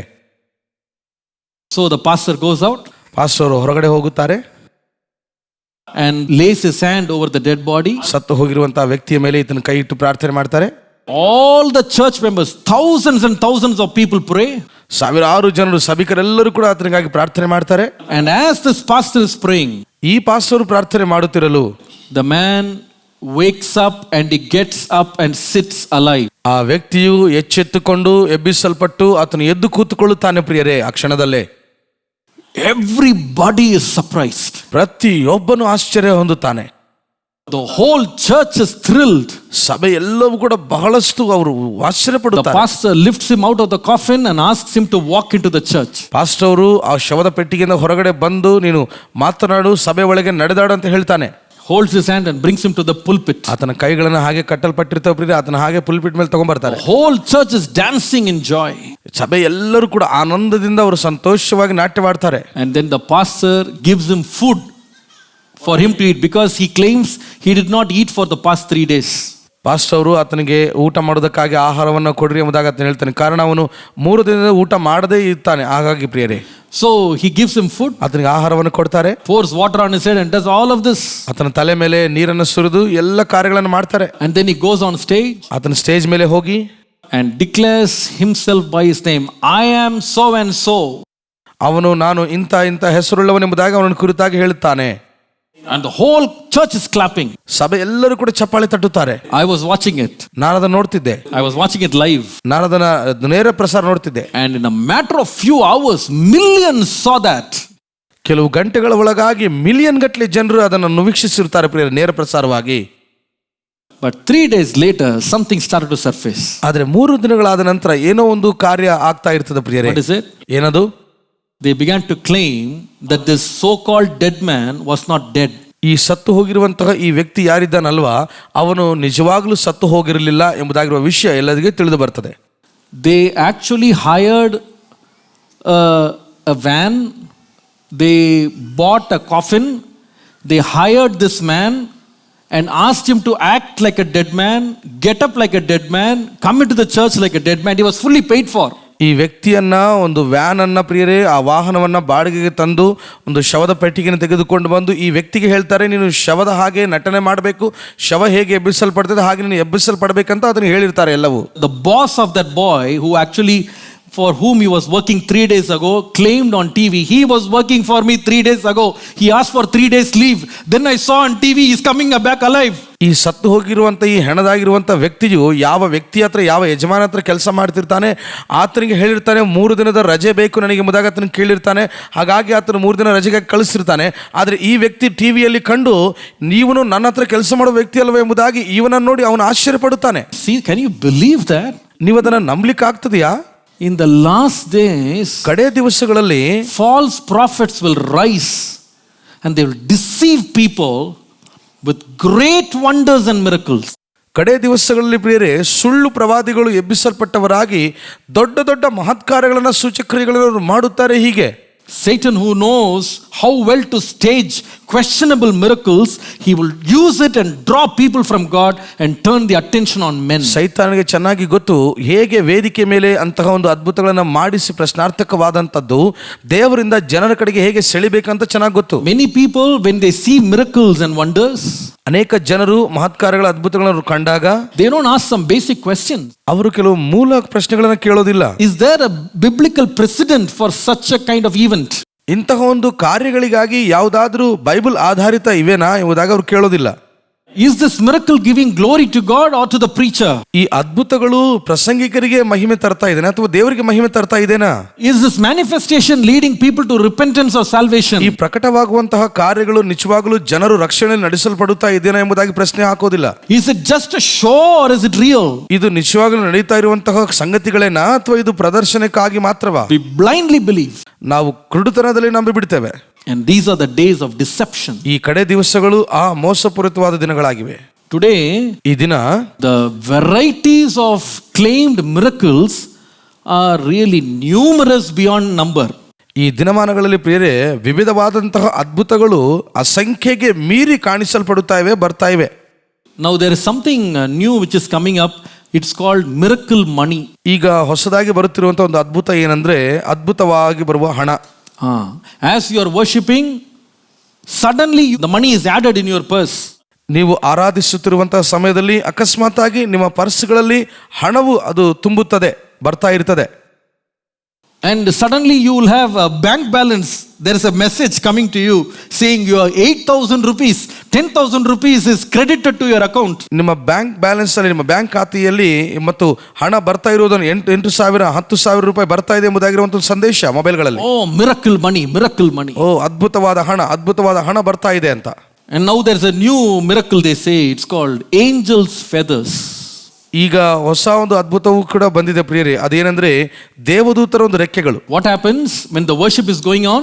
ಏನಾಗ್ತದೆ, ಆರಾಧನೆ ನಡೆಯುವಂತ ಸಮಯದಲ್ಲಿ One man in Chennai who is very popular, ಒಬ್ಬ ವ್ಯಕ್ತಿ ಚೆನ್ನೈ ಪ್ರಾಂತದಲ್ಲಿ ಬಹಳ ಹೆಸರುವಾಸಿ ಆದಂತ ವ್ಯಕ್ತಿ, he goes on TV and says, ಆತನ ಟಿವಿಯಲ್ಲಿ ಹೋಗಿ ಹೇಳಿದನು, as his conference was going on, ಆತನ ಸಮ್ಮೇಳನ ಕಾರ್ಯಕ್ರಮ ಹೋಗುತ್ತಿರಲು, suddenly when they were worshiping, ಅವರು ಆರಾಧಿಸುವಂತ ಸಮಯದಲ್ಲಿ ಅಕಸ್ಮಾತ್ ಆಗಿ they found feathers of angels' wings and they take it, oh, angels' wings feathers. ದೇವದೂತರ ರೆಕ್ಕೆಯೊಳಗಿಂದ ಮತ್ತು ಜಾರಿ ಬಿದ್ದಂತ ಒಂದು ಗರಿಗಳನ್ನು ಅವರು ತೆಗೆದುಕೊಂಡು ಹಿಡಿದುಕೊಂಡು, ಓ, ಇದು ದೇವದೂತರ ಒಂದು ಗರಿಗಳಾಗಿದೆ ಎಂದು ಹೇಳಿದರು. I think the angel was very weak. The feathers started to shed. ನನಗನ್ಸ್ತದೆ ದೇವದೂತರ ಒಂದು ರೆಕ್ಕೆಗಳು, ಅದು ಗರಿಗಳು ಬಹಳ ಬಲಹೀನವಾಗಿದ್ವೇನು, ಅದಕ್ಕಾಗಿ ಎಲ್ಲ ಕೂಡ ಉಚ್ಚೋಗ್ತಾ ಇದ್ದವು. And the Bible says angels are not physical beings, they are ministering spirits. ಆದರೆ ಬೈಬಲ್ ಹೇಳ್ತದೆ ಪ್ರಿಯರೇ, ದೇವದೂತರು ಅವರು ಶರೀರಧಾರಿಗಳಾಗಿ ಅಲ್ಲ, ಬದಲಾಗಿ ಅವರು ಆತ್ಮಜೀವಿಗಳಾಗಿದ್ದಾವೆ, ಪಣಿವಿಡೈ ಆವಿಗಳು, ಕೆಲಸ ಮಾಡುವಂತ ದೇವದೂತರು. And where come these feathers are coming from? ಈ ಒಂದು ರೆಕ್ಕೆಗಳು ಎಲ್ಲಿಂದ, ಗರಿಗಳು ಎಲ್ಲಿಂದ ಬರ್ತಿವೆ? Now there is a new one. They say when you are worshiping, you get gold dust falling on you. ಈಗ ಇನ್ನೊಂದು ಹೊಸದಾಗಿ ಬಂದಂತ ಅದ್ಭುತ ಏನಂದ್ರೆ, ನೀವು ಆರಾಧಿಸುವಾಗ ಪ್ರಿಯರೇ ಬಂಗಾರದ ಧೂಳು ನಿಮ್ಮ ಮೇಲೆ ಬೀಳ್ತದೆ, ಬಂಗಾರದ ಧೂಳು. One pastor, as he is preaching, oil is pouring out from his hands. ಒಬ್ಬ ಸಭಾಪಾಲಕನು ಆತನು ಪ್ರಸಂಗ ಮಾಡುತ್ತಿರುವಾಗ ಎಣ್ಣೆ ಆತನ ಕೈಯಿಂದ ಜಾರ್ತಾ ಇತ್ತಂತೆ. Oh, the people are mesmerized. ಜನರೆಲ್ಲರೂ ಕೂಡ ಅದನ್ನು ನೋಡಿ ಬಹಳಷ್ಟು ಬೆರಗಾದರು. It's called miracle oil. ಇದು ಅದ್ಭುತವಾದ ತೈಲ ಎಂದು ಕರೆಸಲ್ಪಡುತ್ತದೆ. One more new one. It is gold teeth. ಇನ್ನೊಂದು ಹೊಸದಾಗಿ ಬಂಗಾರದ ಹಲ್ಲುಗಳು, ಬಂಗಾರದ ಹಲ್ಲು. What is it? ಅದೇನು? I came to worship. I did not have 3 teeth. I was extracted 3 teeth. ನಾನು ಆರಾಧನೆಗೆ ಬರುವಾಗ ನನ್ನ ಒಳಗೆ 2 ಅಥವಾ 3 ಹಲ್ಲುಗಳು ಇರಲಿಲ್ಲ, ತೆಗೆಸಲ್ಪಟ್ಟಿದ್ದೆ. And as I am worshiping, ನಾನು ಆರಾಧಿಸುವಾಗ suddenly there is a miracle. ಅಕಸ್ಮಾತ್ತಾಗಿ ಅದ್ಭುತ ನಡೆಯಿತು. When I go and see in the mirror, ನಾನು ಹೋಗಿ ಕನ್ನಡಿಯಲ್ಲಿ ನೋಡಿಕೊಂಡಾಗ all the extracted tooth is replaced by gold tooth. ಎಲ್ಲ ಹೊರ ತೆಗೆದಂತ ಹಲ್ಲುಗಳು ಪುನಃ ಅದೇ ಸ್ಥಾನದಲ್ಲಿ ಬರುವುದನ್ನು ಪ್ರಾರಂಭಿಸಿದವು, ಹಾಕಲ್ಪಟ್ಟವು. ಪ್ರಿಯರೇ, I was thinking, ನಾನು ಆಲೋಚನೆ ಮಾಡ್ತಿದ್ದೆ, oh, it is miracle from God. ಓ, ಇದು ದೇವರಿಂದ ಆದಂತ ಅದ್ಭುತ. God would have given them natural teeth, back again, natural teeth replaced. ಯಾವ ಹಲ್ಲುಗಳು ತೆಗೆಯಲ್ಪಟ್ಟಿದವು ಅದೇ ಸ್ಥಾನದಲ್ಲಿ ದೇವರು ಪುನಃ ಸ್ವಾಭಾವಿಕವಾದ ಹಲ್ಲುಗಳನ್ನು ಅಲ್ಲೇ ಹಾಕಬೇಕಲ್ವಾ, ಕೊಡಬೇಕಲ್ವಾ. தங்கப்பல் கொடுக்குறாராம் பாவம், எப்படி இருக்கு பாருங்க. There's one more, you will really laugh when I say this. ಇನ್ನೊಂದು ಇದೆ ಪ್ರಿಯರೇ, ಅದನ್ನ ಹೇಳಿದ್ರೆ ನೀವು ನಿಜವಾಗ್ಲೂ ನಗೆ ಬಿಡ್ತೀರಾ. Do you know what is that? ಅದೇನು ಗೊತ್ತಾ? When you worship, you have miracle weight loss. ನೀವು ಆರಾಧಿಸುವಂತಹ ಸಮಯದಲ್ಲಿ ನಿಜವಾಗಲೂ ನಿಮಗೆ ಅದ್ಭುತ ರೀತಿಯಾಗಿ ನಿಮ್ಮ ದೇಹದ ತೂಕವು ಅದು ಕಡಿಮೆ ಆಗ್ತದೆ. ಅಂದ್ರೆ ನೀವು ದಪ್ಪಗಿರುವಂತಹ ನಿಮ್ಮ ದೇಹದ ತೂಕವು ಅದು ಕಡಿಮೆ ಆಗ್ಬಿಡ್ತದೆ ಅದ್ಭುತವಾಗಿ. And miracle weight gain. ಅದು ನಿಜವಾಗಲೂ ಮತ್ತು ಅದ್ಭುತವಾಗಿ ನಿಮ್ಮ ತೂಕವೇ ಹೆಚ್ಚುತ್ತದೆ ಅಂತೆ ಆರಾಧನೆಯ ಸಮಯದಲ್ಲಿ. If only I had that gift. If ಒಂದು ವೇಳೆ ನನಗೆ ಆ ವರ ಇದ್ದಿದ್ರೆ, I will be very popular here. ನಾನು ಬಹಳ ಪ್ರಸಿದ್ಧಿ ಹೊಂದುತ್ತಾ ಇದೆ ಈ ಸ್ಥಳದಲ್ಲಿ. ஆராதனை பண்ணா பேண்ட் லூஸ் ஆயிடுதான், பேண்ட் டைட் ஆயிடுதான். என்னையா? See, I was thinking Sai Baba was great, but now our Christian fellows, they are exceeding Sai Baba. ನಾನು ಬಹಳಷ್ಟು ಆಶ್ಚರ್ಯ ಹೊಂದುತ್ತೀನಿ ಪ್ರಿಯರೇ. ನಿಜವಾಗಲೂ ಆ ದಿನಗಳಲ್ಲಿ ಸಾಯಿಬಾಬಾ ದೊಡ್ಡ ವ್ಯಕ್ತಿ ಅಂತ ಅಂದುಕೊಳ್ತಾ ಇದ್ದೆ. ಈಗ ಸಾಯಿಬಾಬಾಗಿಂತ ನಮ್ಮ ಜನರು ಬಹಳ ಪ್ರಸಿದ್ಧಿ ಹೊಂದುತ್ತಾ ಇದ್ದಾರೆ, ದೊಡ್ಡ ವ್ಯಕ್ತಿಗಳಾಗಿ ಮಾರ್ಪಡ್ತಾ ಇದ್ದಾರೆ. ವಿಷಯದಲ್ಲಿ ಗೋಲ್ಡ್ ಟೀತ್, ಗೋಲ್ಡ್ ಡಸ್ಟ್, ಬಂಗಾರದ ಹಲ್ಲು, ಧೂಳು, sometimes tea dust, coffee dust. I don't know what is going to come. ಅದಾದ್ಮೇಲೆ ಟೀ ಡಸ್ಟ್, ಕಾಫಿ ಡಸ್ಟ್ ಅಂತ ಮತ್ತೆ ಏನು ಬರ್ತದೆಯೋ ಅದರಲ್ಲಿ ಇನ್ನೂ ಡಸ್ಟ್ಗಳು. And people believe it. ಜನರು ಅದನ್ನು ಸಹ ನಂಬುತ್ತಾ ಇದ್ದಾರೆ. People believe it. ಜನರು ಅದನ್ನು ನಂಬುತ್ತಾ ಇದ್ದಾರೆ. The Bible says in the last days they will do all these signs and miracles, and even the elect will get defrauded. Bible ಹೇಳ್ತದೆ ಅಂತ್ಯ ದಿನಗಳಲ್ಲಿ ಎಲ್ಲಾ ಸೂಚನೆ ಕಾರ್ಯಗಳನ್ನು ಅವರು ಮಾಡುತ್ತಾರೆ, ಮತ್ತು ಏನು ಹೇಳ್ತದೆ ಅಂದ್ರೆ ಆರಿಸಲ್ಪಟ್ಟಂತ ಜನರು ಸಹ ಮೋಸಗೊಳಿಸುತ್ತಾರೆ. Some of you can contend with me. ಕೆಲವು ಜನರು ನೀವು ನಿನ್ನ ಜೊತೆ ವಿಷಯ ತಿಳ್ಕೊಳ್ಳಿ. You can say, Pastor, I have seen it with my eyes. ಪಾಸ್ಟ್ರೇ, ನಾನು ನನ್ನ ಕಣ್ಣಾರೆ ಅದನ್ನು ಕಂಡಿದ್ದೇನೆ. I have seen it, Pastor. ನಾನು ನೋಡಿದ್ದೀನಿ ಪಾಸ್ಟ್ರೇ. I saw miracle money in that purse. ಅದ್ಭುತವಾದ ಹಣ ಬರುವಂತ ಅದ್ಭುತವನ್ನ ನಾನು ನೋಡಿದ್ದೇನೆ. What is your explanation? ಅವರ ಒಂದು ವಿವರಣೆ ಅದಕ್ಕೆ ಏನಾಗಿರ್ತದೆ? Is there something in the Bible about this? Bible ಅಲ್ಲಿ ಇದರ ಕುರಿತಾಗಿ ಏನಾದರೂ ಬರೆಯಲ್ಪಟ್ಟಿದೆಯಾ? If you come to Exodus chapter 7, ನೀವು ವಿಮೋಚನಾ ಕಾಂಡ 7ನೇ ಅಧ್ಯಾಯಕ್ಕೆ ಬರೋದಾದ್ರೆ, when the Lord sent Moses to meet Pharaoh, ಕರ್ತನು ಫರೋವನ್ನ ಭೇಟಿಯಾಗುವುದಕ್ಕಾಗಿ ಮೋಶೆಯನ್ನು ಕಳಿಸಿದಾಗ, he gave him a rod in his hand and he sent him and said, let my people go.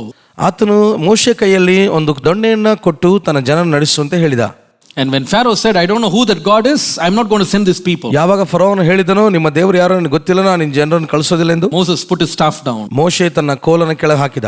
The Bible says it turned into a serpent. Bible ಹೇಳ್ತದೆ ಆ ಕೋಲು ಸರ್ಪವಾಗಿ ಮಾರ್ಪಟ್ಟಿತೆಂದು. Now, ಈಗ the Egyptian king Pharaoh calls his magicians. ಐಗುಪ್ತ ದೇಶದ ಅರಸರು ತಮ್ಮ ಮಾಂತ್ರಿಕರನ್ನು ಅವರು ಕರೆಸಿದರು. He says, look at this. Can you do something like this? ಅವರು ಹೇಳಿದ್ರು, ಇದನ್ನ ನೋಡಿ, ಇದರ ರೀತಿಯಾಗಿ ನೀವು ಮಾಡುವುದಕ್ಕಾಗ್ತದೆಯೋ ನಿಮಗೆ? The Bible says they put their staffs down and they also became serpents. Bible ಈಗ ಹೇಳ್ತದೆ ಪ್ರಿಯರೇ, ಅವರು ಸಹ ಮಾಂತ್ರಿಕರು ತಮ್ಮ ಕೋಲನ್ನು ಕೆಳಗಡೆ ಬಿಸಾಡಿದರು, ಅವೆಲ್ಲವೂ ಸಹ ಸರ್ಪವಾಗಿ ಮಾರ್ಪಟ್ಟವು ಎಂಬುದಾಗಿ ನೋಡ್ತೇವೆ. The story ended in a different way. ಕತೆ ಮತ್ತೊಂದು ರೀತಿಯಲ್ಲಿ ಅದು ಮುಕ್ತಾಯವಾಗುತ್ತದೆ, ಅಂತ್ಯವಾಗ್ತದೆ. The serpent of Moses, it swallowed up all the serpents of the magicians. ಮೋಶೆಯ ಸರ್ಪವು ಎಲ್ಲಾ ಮಾಂತ್ರಿಕರ ಸರ್ಪಗಳನ್ನ ಅದು ನುಂಗಿಬಿಟ್ಟಿತು ಎಂಬುದಾಗಿ ನಾವು ನೋಡ್ತೇವೆ. But the truth of the matter is, ಆದರೆ ವಿಷಯದ ಸತ್ಯಾಂಶ ನೋಡಿದ್ರೆ, the magicians of Egypt were able to replicate the same miracle that Moses did. ಐಗುಪ್ತ ದೇಶದ ಮಾಂತ್ರಿಕರು ಮೋಶೆ ಮಾಡಿದಂತಹ ಅದೇ ಅದ್ಭುತವನ್ನ ಅವರು ಸಹ ನಕಲು ಮಾಡಿ ಪುನರಾವರ್ತಿಸಿ ಮಾಡಲು ಅವರಿಗೆ ಸಾಧ್ಯವಾಯಿತು ಪ್ರಿಯರೇ. By the power of the devil, they could actually stage a miracle to deceive Pharaoh. ನೋಡಿ, ಸೈತಾನನಿಂದ, ದೆವ್ವದ ಶಕ್ತಿಯಿಂದ ಅವರು ಎಲ್ಲವನ್ನು ಸಹ ಮಾಡಿ ಮೋಸಗೊಳಿಸುವಂತೆ ಸಾಧ್ಯವಾಯಿತು ಅವರಿಗೆ. Now if you look at the 10 plagues, ನೀವು 10 ಉಪದ್ರವಗಳನ್ನು ನೋಡುವುದಾದ್ರೆ, whatever Moses did, the magicians of Egypt also did. ಏನೆಲ್ಲ ಮೋಶೆ ಅದ್ಭುತಗಳನ್ನ ಮಾಡಿದನೋ, ಆ ಐಗುಪ್ತ ದೇಶದ ಮಾಂತ್ರಿಕರು ಸಹ ಅವೆಲ್ಲ ಅದ್ಭುತಗಳನ್ನು ಮಾಡಿದರು. But there was a limit. ಆದರೆ ಅದರಲ್ಲಿ ಒಂದು ಮಿತಿ ಇತ್ತು. After a level they said, we cannot do anything, this is the finger of God. ಆ ಒಂದು ಮಿತಿ ಮೀರಿದ ನಂತರ ಅವರು ಹೇಳಿದ್ರು, ಐಗುಪ್ತ ದೇಶದ ಮಾಂತ್ರಿಕರು, ಇದು ನಿಜವಾಗಲೂ ದೇವರ ಹಸ್ತದಿಂದ ಆಗುತ್ತಿರುವಂತಹ ಕಾರ್ಯಗಳು, ನಾವಿದಕ್ಕೆ ಅಡ್ಡಿ ಮಾಡಲು ಸಾಧ್ಯವಿಲ್ಲೆಂದು. So you must understand that the devil has power to execute miracles. ಹಾಗಾಗಿ ನೀವೊಂದು ವಿಷಯ ಅರ್ಥ ಮಾಡಿಕೊಳ್ಳಬೇಕು, ಸೈತಾನನಿಗೂ ಸಹ ಅದ್ಭುತಗಳನ್ನು ಮಾಡಲು ಶಕ್ತಿ ಅದೇ ಎಂಬುದಾಗಿ. He has got powers to do it. ಆ ಶಕ್ತಿಗಳು ಸಹ ಅವನಿಗಿವೆ. He is a deceiver, he will do it. ಅವನು ಮೋಸಗಾರನಾಗಿದ್ದಾನೆ, ಅವನು ಸಹ ಮಾಡ್ತಾನೆ. But the Bible says, ಆದ್ರೆ ಬೈಬಲ್ ಹೇಳ್ತದೆ, these false Christs and false prophets will do great miracles and signs and deceive the elect. ಈ ಸುಳ್ಳು ಕ್ರೈಸ್ತರು ಅಥವಾ ಸುಳ್ಳು ಪ್ರವಾದಿಗಳು ಅವರು ಅನೇಕ ಅದ್ಭುತ ಸೂಚಕ್ರಿಯೆಗಳನ್ನು ಮಾಡಿ ಅನೇಕರನ್ನ ಮೋಸಗೊಳಿಸುತ್ತಾರೆ. In the last days, an apostasy will take so many people from the faith, believing in all these miracles. ಅಂತ್ಯ ದಿನಗಳಲ್ಲಿ ಪ್ರಿಯರೇ, ಅನೇಕ ಜನರು ಈ ಧರ್ಮ ಭ್ರಷ್ಟತೆಯಿಂದ ಮೋಸಗೊಳಿಸುತ್ತಾರೆ, ಹಿಂಜರಿದು ನಂಬಿಕೆಯ ಜೀವಿತದಲ್ಲಿ ಬಿದ್ದು ಹೋಗುತ್ತಾರೆ. The third sign, ಮೂರನೇ ಸೂಚನೆ, what way will this deception happen? ಯಾವ ರೀತಿಯಾಗಿ ಈ ಮೋಸ ಒಂದು ಕಾರ್ಯ ನಡೀತದೆ? First one, deception by false people. ಮೊದಲನೇದಾಗಿ ತಪ್ಪಾದ ಸುಳ್ಳು ಜನರಿಂದ ಮೋಸ ಹೊಂದುತ್ತಾರೆ. Number 2, by false performance. ಎರಡನೇದಾಗಿ ಸುಳ್ಳು ಪ್ರದರ್ಶನಗಳಿಂದ. Third one, ಮೂರನೇದು, he will deceive the people of God by false preaching. ಅವನು ದೇವ ಜನರನ್ನ ಸುಳ್ಳು ಬೋಧನೆಯಿಂದ ಅಥವಾ ತಪ್ಪು ಬೋಧನೆಗಳಿಂದ ಮೋಸಗೊಳಿಸ್ತಾನೆ. You can call it false doctrines as well. ನೀವು ಅದನ್ನ ತಪ್ಪು ಸಿದ್ಧಾಂತ, ಸುಳ್ಳು ಸಿದ್ಧಾಂತ ಅಂತ ಹೇಳ್ಬೋದು. You can turn to 1 Timothy 4, the first 3 verses. ಮೊದಲನೇ ತಿಮೋಥಿ 4ನೇ ಅಧ್ಯಾಯ ಮೊದಲನೇ 3 ವಚನಗಳನ್ನ ನೀವು ತಿರುಗಿಸ್ರಿ. We will read the first verse. ಮೊದಲನೇ ವಚನ ಓದೋಣ. Now the Spirit explicitly says that in latter times some will depart from the faith, paying attention to deceitful spirits and the teachings of demons through the hypocrisy of liars whose consciences are seared. ಆದರೂ ಮುಂದಣ ದಿನಗಳಲ್ಲಿ ಕೆಲವರು ವಂಚಿಸುವ ಆತ್ಮಗಳ ನುಡಿಗಳಿಗೂ ದೆವ್ವಗಳ ಬೋಧನೆಗಳಿಗೂ ಲಕ್ಷ್ಯ ಕೊಟ್ಟು ಕ್ರಿಸ್ತ ನಂಬಿಕೆಯಿಂದ ಭ್ರಷ್ಟರಾಗುವರೆಂದು ದೇವರಾತ್ಮನು ಸ್ಪಷ್ಟವಾಗಿ ಹೇಳುತ್ತಾನೆ. What will happen? ಏನು ನಡೀತದೆ? They will give ear to the deceitful spirits and the doctrines of demons. ಅವರು ದೆವ್ವಗಳ ಬೋಧನೆಗೂ ಮತ್ತು ವಂಚಿಸುವ ಆತ್ಮಕ್ಕೂ ಅವರು ಕಿವಿಗೊಡುತ್ತಾರೆ ಎಂಬುದಾಗಿ ವಾಕ್ಯ ಹೇಳ್ತದೆ. So when you know that there is a doctrine of Christ, there is also a doctrine of demons. ನೀವು ಒಂದು ವಿಷಯ ಅರ್ಥ ಮಾಡಿಕೊಳ್ಬೇಕು, ಕ್ರಿಸ್ತನ ಸಿದ್ಧಾಂತ ಬೋಧನೆ ಇದೆ ಅಂತ ಇರುವುದಾದ್ರೆ ದೆವ್ವದ ಬೋಧನೆ ಅದರ ಸಿದ್ಧಾಂತವೂ ಸಹ ಇದೆ ಎಂಬುದಾಗಿ ತಿಳ್ಕೊಳ್ಳಿ. How will the doctrine of demons be? ದೆವ್ವದ ಒಂದು ಬೋಧನೆ ಅಥವಾ ಸಿದ್ಧಾಂತ ಹೇಗಿರ್ತದೆ? It will just be opposite to what God said. ದೇವರು ಏನು ಹೇಳ್ತಾನೋ ಅದಕ್ಕೆ ತದ್ವಿರುದ್ಧವಾಗಿ ಅದಿರ್ತದೆ. To make it very short, ಅದನ್ನ ಕೊಂಚವಾಗಿ ಹೇಳ್ತೇನೆ. when God told Eve to not eat a particular fruit, Satan will say you can eat that fruit. ದೇವರು ನಿರ್ದಿಷ್ಟವಾದಂತ ಮರದ ಹಣ್ಣುಗಳನ್ನ ತಿನ್ನಬಾರದೆಂದು ಆಜ್ಞಾಪಿಸಿದಾಗ ಸೈತಾನನು ಅದೇ ಮರದ ಹಣ್ಣನ್ನು ತಿನ್ನು ಎಂಬುದಾಗಿ ಅವನು ಹೇಳ್ತಾನೆ. That is the doctrine of demons. ಅದು ದೆವ್ವಗಳ ಸಿದ್ಧಾಂತ. Two examples are given in the next two verses. ಎರಡು ವಚನಗಳಲ್ಲಿ ಕೆಳಗಿರುವಂತದ್ದು ಎರಡು ಉದಾಹರಣೆ ಇವೆ. What is the doctrine? ಆ ಸಿದ್ಧಾಂತ ಏನು? The doctrine will forbid people to marry. ಮದುವೆ ಆಗಬಾರದೆಂದು ಹೇಳುವಂತಹ ಒಂದು ಸಿದ್ಧಾಂತ. Don't marry. ಮದುವೆ ಆಗಬೇಡಿ. Being unmarried is a higher state of spirituality. ಮದುವೆ ಆಗದೇ ಇರುವಂತದ್ದು ಅದು ಬಹಳ ಉನ್ನತವಾದ ಸ್ಥಿತಿ. I'm not saying this, the Bible says it's a doctrine of demons. ನಾನು ಹೇಳ್ತಾ ಇಲ್ಲ, ಬೈಬಲ್ ಹೇಳ್ತಾ ಇದೆ ಅದು ದೆವ್ವದ ಬೋಧನೆ ಎಂದು. And the second one is, ಎರಡನೇದು, what God has given as food, they will say don't eat that food.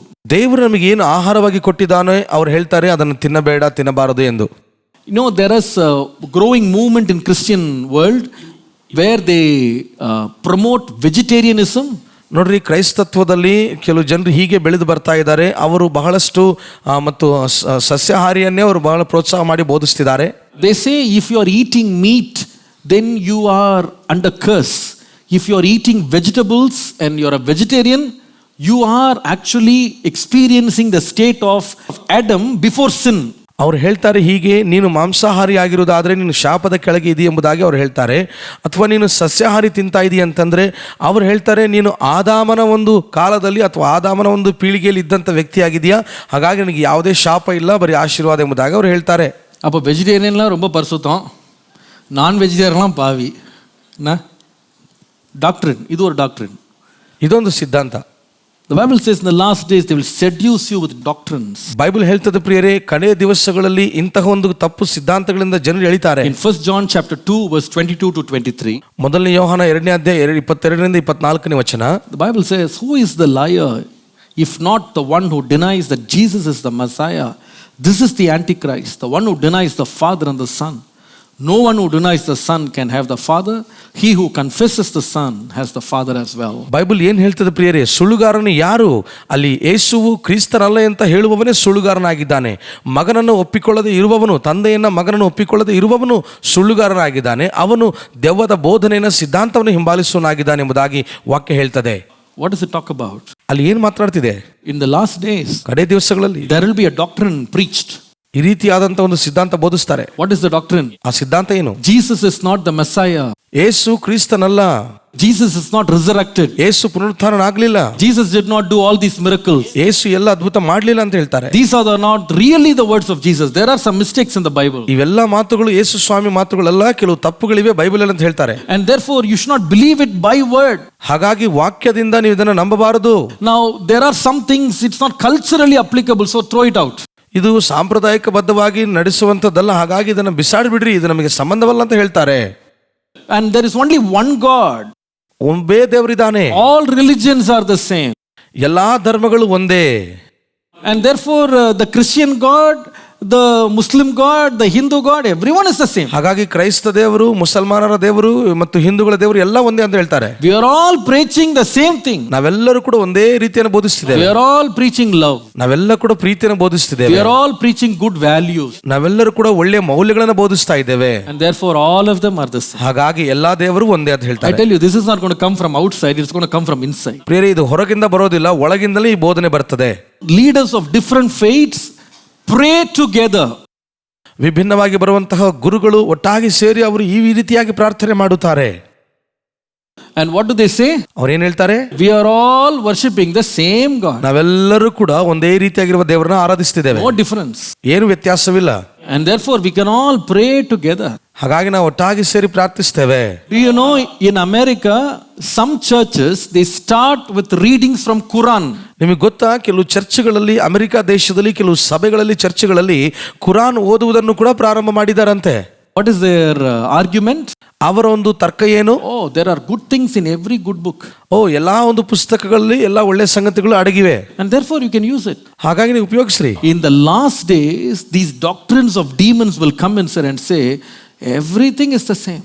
ಕಡೆ ದಿವಸಗಳಲ್ಲಿ ಈ ದೆವ್ವದ ಸಿದ್ಧಾಂತ ಬೋಧನೆಗಳು ಬಂದು ಹೇಳ್ತವೆ ಎಲ್ಲಾ ಕೂಡ ಒಂದೇ ಎಂಬುದಾಗಿ. Only the name is different. God is the same. ಕೇವಲ ನಾಮ ಮಾತ್ರ ಬೇರೆ ಆಗಿದೆ, ವ್ಯತ್ಯಾಸವಾಗಿ ದೇವರೆಲ್ಲ ಕೂಡ ಒಂದೇ ಅಂತ ಹೇಳ್ತಾರೆ. Bible does not say that. Bible ಹಾಗೆ ಹೇಳ್ತಾ ಇಲ್ಲ.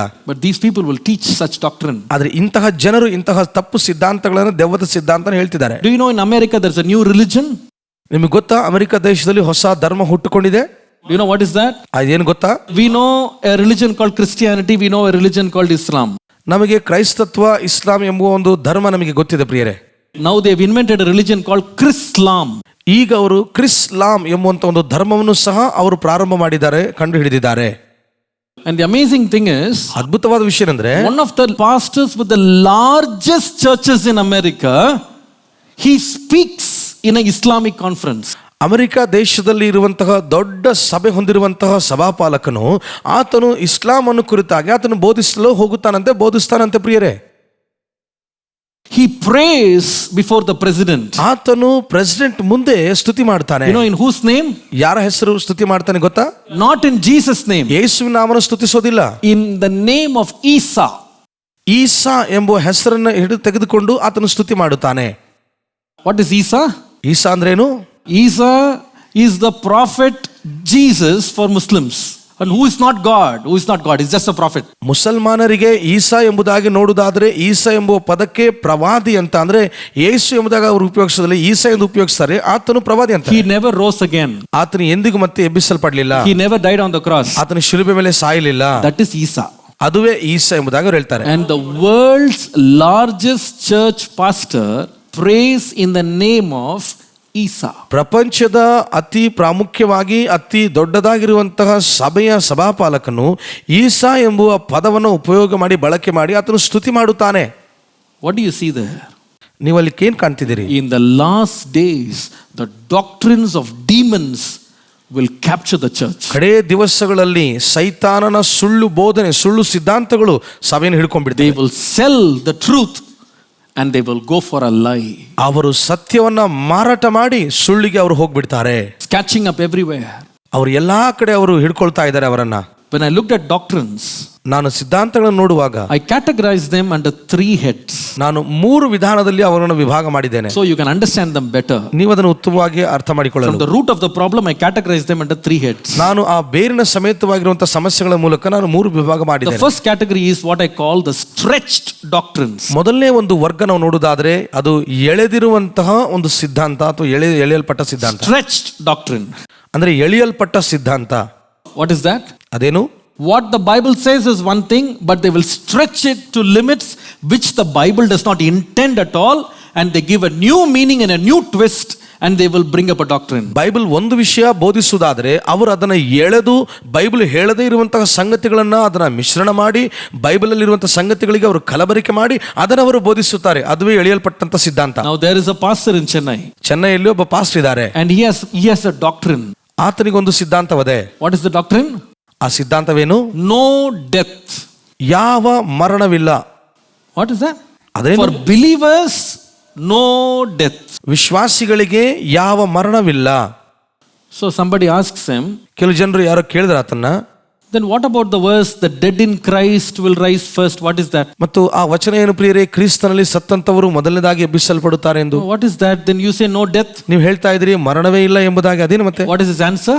ಆತನ ಉತ್ತರ ಏನು ಅದಕ್ಕೆ? If you don't believe in death, if you don't like to die, you will not die. ಮರಣವನ್ನ ಇಷ್ಟಪಡದಿರುವವರು ಅಥವಾ ನಂಬದೇ ಇರುವವರು, ಮರಣಿಸಲು ಇಷ್ಟಪಡದೇ ಇರುವವರು, ನೀವು ಯಾವುದು ಮರಣಿಸುವುದಿಲ್ಲ. My question is, ನನ್ನ ಪ್ರಶ್ನೆ ಏನಂದ್ರೆ, who in the world likes to die? ಲೋಕದಲ್ಲಿರುವವರು ಯಾರು ಸಾಯುವುದಕ್ಕೆ ಇಷ್ಟಪಡುತ್ತಾರೆ? Ask a person who is struggling at 90 years old, do you want to die? He says, no, I want 90 ವರ್ಷದಲ್ಲಿ ಉಸಿರಾಟಕ್ಕಾಗಿ ಹೋರಾಡುತ್ತಿರುವಂತ ವ್ಯಕ್ತಿಯನ್ನು ಕೇಳ್ರಿ, ನೀನು ಸಾಯಲು ಇಷ್ಟಪಡ್ತೀಯ? I want to attend my granddaughter's wedding. ಅವನು ಹೇಳ್ತಾರೆ, ನಾನು ನನ್ನ ಮೊಮ್ಮಗಳ ಮದುವೆಯನ್ನು ನೋಡಬೇಕು, ಹಾಗಾಗಿ ನಾನು ಇನ್ನೂ ಸಹ ಬದುಕಬೇಕು ಅಂತ ಅವನು ಹೇಳ್ತಾನೆ. There is one more doctrine. ಇನ್ನೊಂದು ಸಿದ್ಧಾಂತ ಇದೆ ಪ್ರಿಯರೇ. In America, there are churches. America ದೇಶದಲ್ಲಿ ಕೆಲವು ಸಭೆಗಳಿವೆ. Do you know what they do in the service? ಅವರು ಆರಾಧನೆ ಸಮಯದಲ್ಲಿ ಏನ್ ಮಾಡ್ತಾರೆ ಗೊತ್ತಾ? Just like we bring Bibles, they bring some boxes. ಅವರು ನಾವು ಹೇಗೆ ಬೈಬಲ್ ಅನ್ನು ತೆಗೆದುಕೊಂಡು ಬರ್ತೇವೋ ಅವರು ಕೆಲವು ಬಾಕ್ಸ್ ಗಳನ್ನು ತೆಗೆದುಕೊಂಡು ಬರ್ತಾರೆ. What is there in the boxes? ಆ ಬಾಕ್ಸ್ ಗಳಲ್ಲಿ ಏನಿರ್ತವೆ?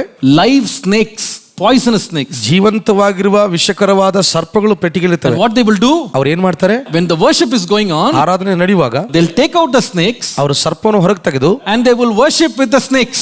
ಅವರು ಹಾವುಗಳನ್ನು ಕೈಯಲ್ಲಿ ಹಿಡ್ಕೊಂಡು ಆರಾಧನೆ ಮಾಡುತ್ತಾರೆ. What craziness! ಏನು ಹುಚ್ಚುತನ ರೀ ಇದು. And what is the explanation? ಅದಕ್ಕೆ ವಿವರಣೆ ಏನ್ ಕೊಡ್ತಾರೆ ಅವರು? Jesus said, ಯೇಸು ಹೇಳಿದ, if you believe in me, ನನ್ನಲ್ಲಿ ನಂಬುವವನು they will take serpents. ಅವನು ಹಾವುಗಳನ್ನು ಎತ್ತಿ ಹಿಡಿಯುತ್ತಾನೆ. தூக்கிட்டாங்க உடனே பாம்பை, சர்ப்பங்களை எடுப்பார்கள். Now what happened in that service? ಈಗ ಸಭೆಯಲ್ಲಿ ಆ ಆರಾಧನೆಯಲ್ಲಿ ಏನ್ ನಡೀತು ಅಂತಂದ್ರೆ, the snake bit the pastor right there in the service. ಆ ಸರ್ಪವು ಆರಾಧನೆ ನಡೆಯುವಂತ ಸಮಯದಲ್ಲಿ ಸಭಾಪಾಲಕನ ಕೈ ಕಚ್ಚಿಬಿಡ್ತು. And he died. ಅವನು ಅಲ್ಲೇ ಸಾವನ್ನಪ್ಪಿದ. His son who followed him, ಆತನ ಮಗನು ಅವನನ್ನು ಹಿಂಬಾಲಿಸ್ತಾ ಇದ್ದನು ಪ್ರಿಯರೇ. he takes the snake in the service. ಆ ಆರಾಧನೆಯಲ್ಲಿ ಅವನು ಆ ಸರ್ಪವನ್ನು ಕೈಯಲ್ಲಿ ತೆಗೆದುಕೊಂಡ. It bites him and he dies. ಅವನಿಗೂ ಆ ಹಾವು ಕಚ್ಚಿತು, ಅವನು ಸಹ ಆರಾಧನೆಯಲ್ಲಿ ಸಾವನ್ನಪ್ಪಿದ. You see how Satan plays the trick and tries to break people's faith. ನೋಡ್ತಾ ಇದ್ದೀರಾ ನೀವು ಹೇಗೆ ಸೈತಾನನು ಮನುಷ್ಯರ ನಂಬಿಕೆಯೊಟ್ಟಿಗೆ ವಿಶ್ವಾಸ ಜೀವಿತದೊಟ್ಟಿಗೆ ಅವನು ಮೋಸಪೂರಿತವಾಗಿ ಆಟವಾಡ್ತಾ ಇದ್ದಾನೆಂದು. The first one is stretched doctrines. ಮೊದಲನೇದು ಎಳೆಯಲ್ಪಟ್ಟಂತಹ ಸಿದ್ಧಾಂತ. The second one is I will call as strange doctrines. ಎರಡನೇ ಒಂದು ಸಿದ್ಧಾಂತ ನೋಡುವುದಾದ್ರೆ ಅದು ವಿಚಿತ್ರವಾದ ಅನ್ಯ ಸಿದ್ಧಾಂತ. ವಿಗರ್ಪಮಾನ ಉಪದೇಶಗಳು.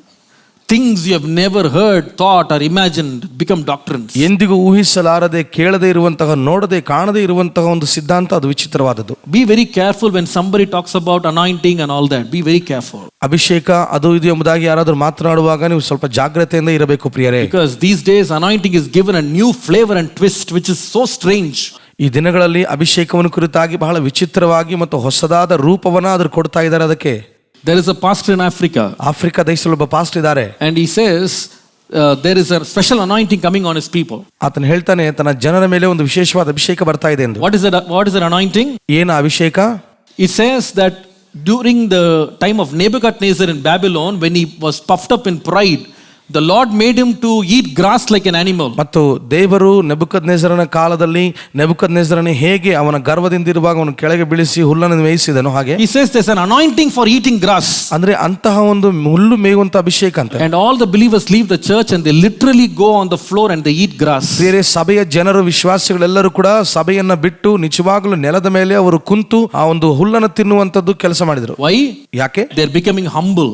ಅವರು ಬಹಳ ದೀನರಾದರಂತೆ. There is one evangelist in Chennai. ಚೆನ್ನೈಯಲ್ಲಿ ಒಬ್ಬ ಸುವಾರ್ತಿಕನು ಇದ್ದಾನೆ ಪ್ರಿಯರೇ. He says he's got an anointing. ಆತನು ಹೇಳ್ತಾನೆ ಆತನಿಗೊಂದು ಅಭಿಷೇಕ ಬಂದಿದೆ. When the people are worshipping, ಜನರು ಆರಾಧಿಸುವಾಗ, when they are anointed, ಅವರ ಅಭಿಷೇಕ ಹೊಂದುವಾಗ, he passes buckets. ಆತನು ಬಕೆಟ್ಗಳನ್ನ ಕೊಡುತ್ತಾನೆ, ಅಂದ್ರೆ ಬಕೆಟ್ ಅನ್ನ ಹಂಚುತ್ತಾನೆ. He passes buckets. He gives buckets. ಅಂದ್ರೆ ಬಕೆಟ್ಗಳನ್ನ ಕೊಡುತ್ತಾನೆ ಆರಾಧನೆ. What for? ಯಾಕಾಗಿ? To vomit. ವಾಂತಿ ಮಾಡಿಕೊಳ್ಳಲು. Why? ಯಾಕೆ? All the evil inside you is coming out. ಒಳಗಿರುವ ಎಲ್ಲ ಅಶುದ್ಧವು, ಅಂದ್ರೆ ಒಳಗಿರುವಂತಹ ಎಲ್ಲ ಅಶುದ್ಧವು ಅದು ಹೊರಗಡೆ ಬಂದ್ಬಿಡ್ತದೆ. And people vomit. ಜನರು ನಿಜವಾಗ್ಲೂ ವಾಂತಿ ಮಾಡಿಕೊಳ್ತಾರೆ. They vomit. ಅವ್ರು ನಿಜವಾಗ್ಲೂ ವಾಂತಿ ಮಾಡ್ತಾರ್ರಿ.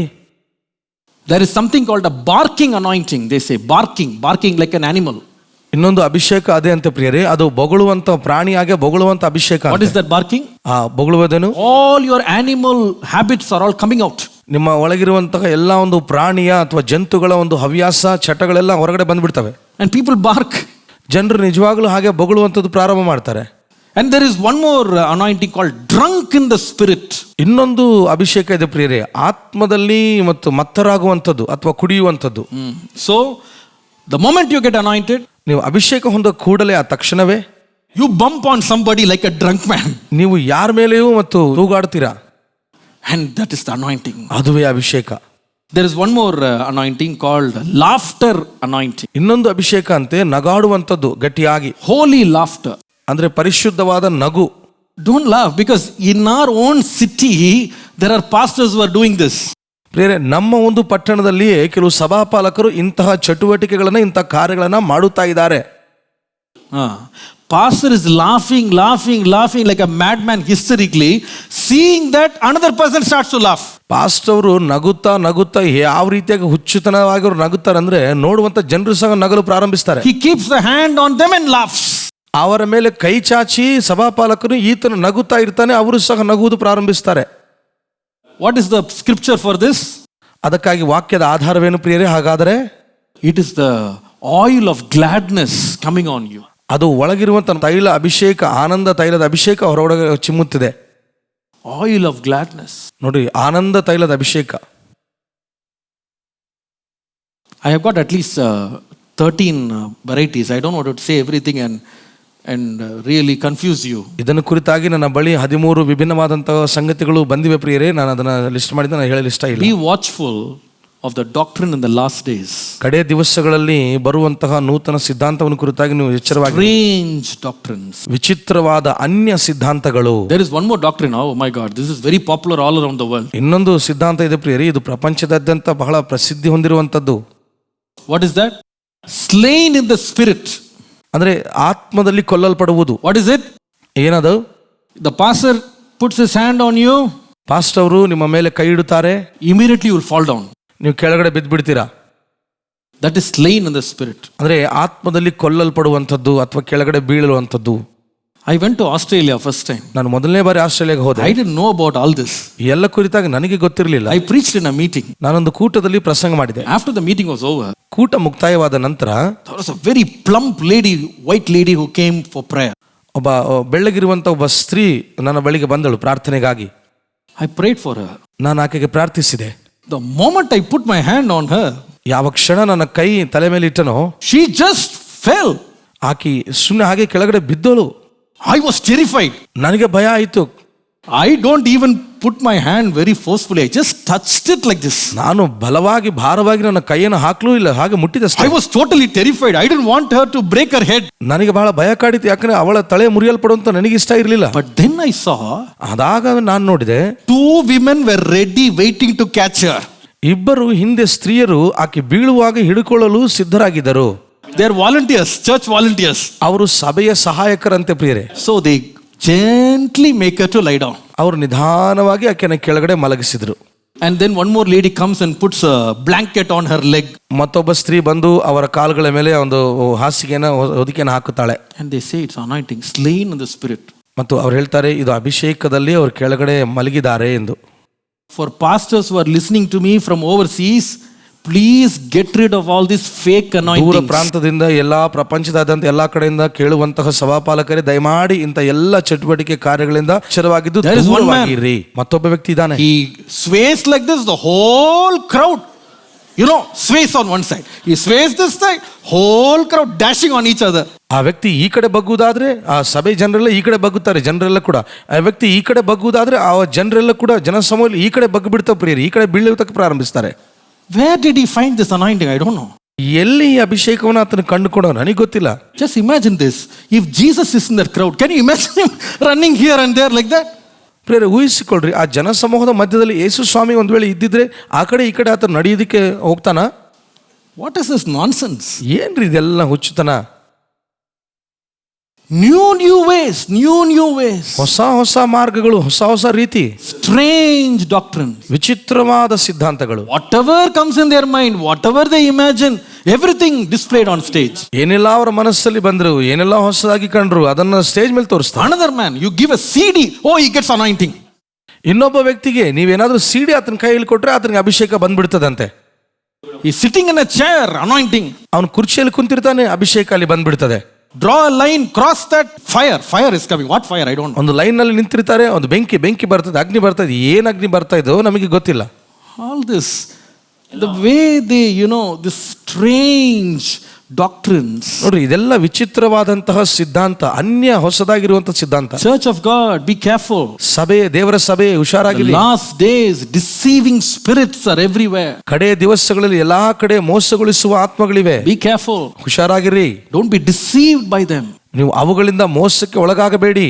The last category is, ಕೊನೆಯ ಒಂದು ವರ್ಗ ನೋಡುವುದಾದ್ರೆ, I call it sweet or scintillating doctrines. ನಾನು ಅದನ್ನ ಸಿಹಿಯಾದಂತ ಅಥವಾ ಮೃದುವಾದಂತಹ ಸಿದ್ಧಾಂತ ಅಂತ ಕರೀತೀನಿ. 2 Peter chapter 2 and verse 1. 2 ಪೇತ್ರ 2ನೇ ಅಧ್ಯಾಯ 1ನೇ ವಚನ.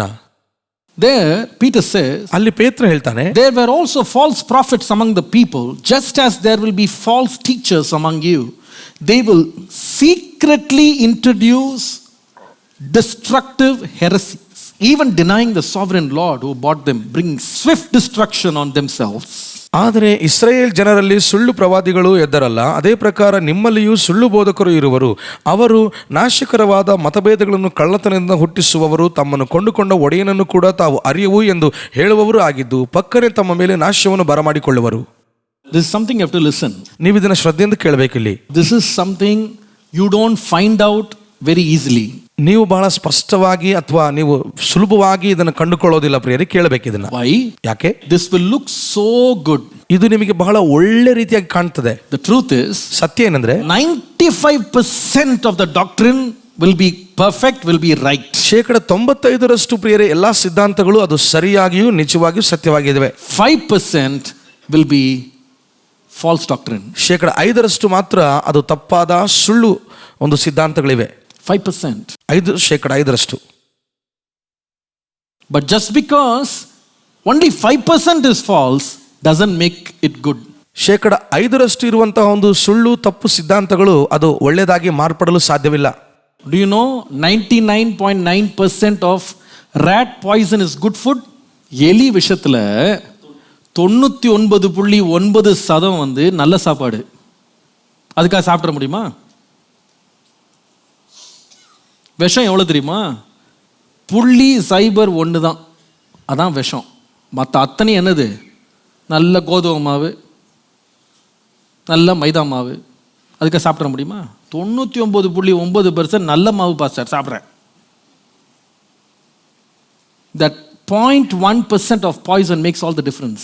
ಪ್ರಿಯರೇ, 1% ವಿಷ ಇದ್ರೂ ಸಹ, ಅದು ಇಲಿ ವಿಷ ಇದ್ರೂ ಸಹ ಅದು ಭಯಾನಕವಾಗಿರುತ್ತದೆ. In the last days, deceiving false teachers will not even look like totally they are off the scripture.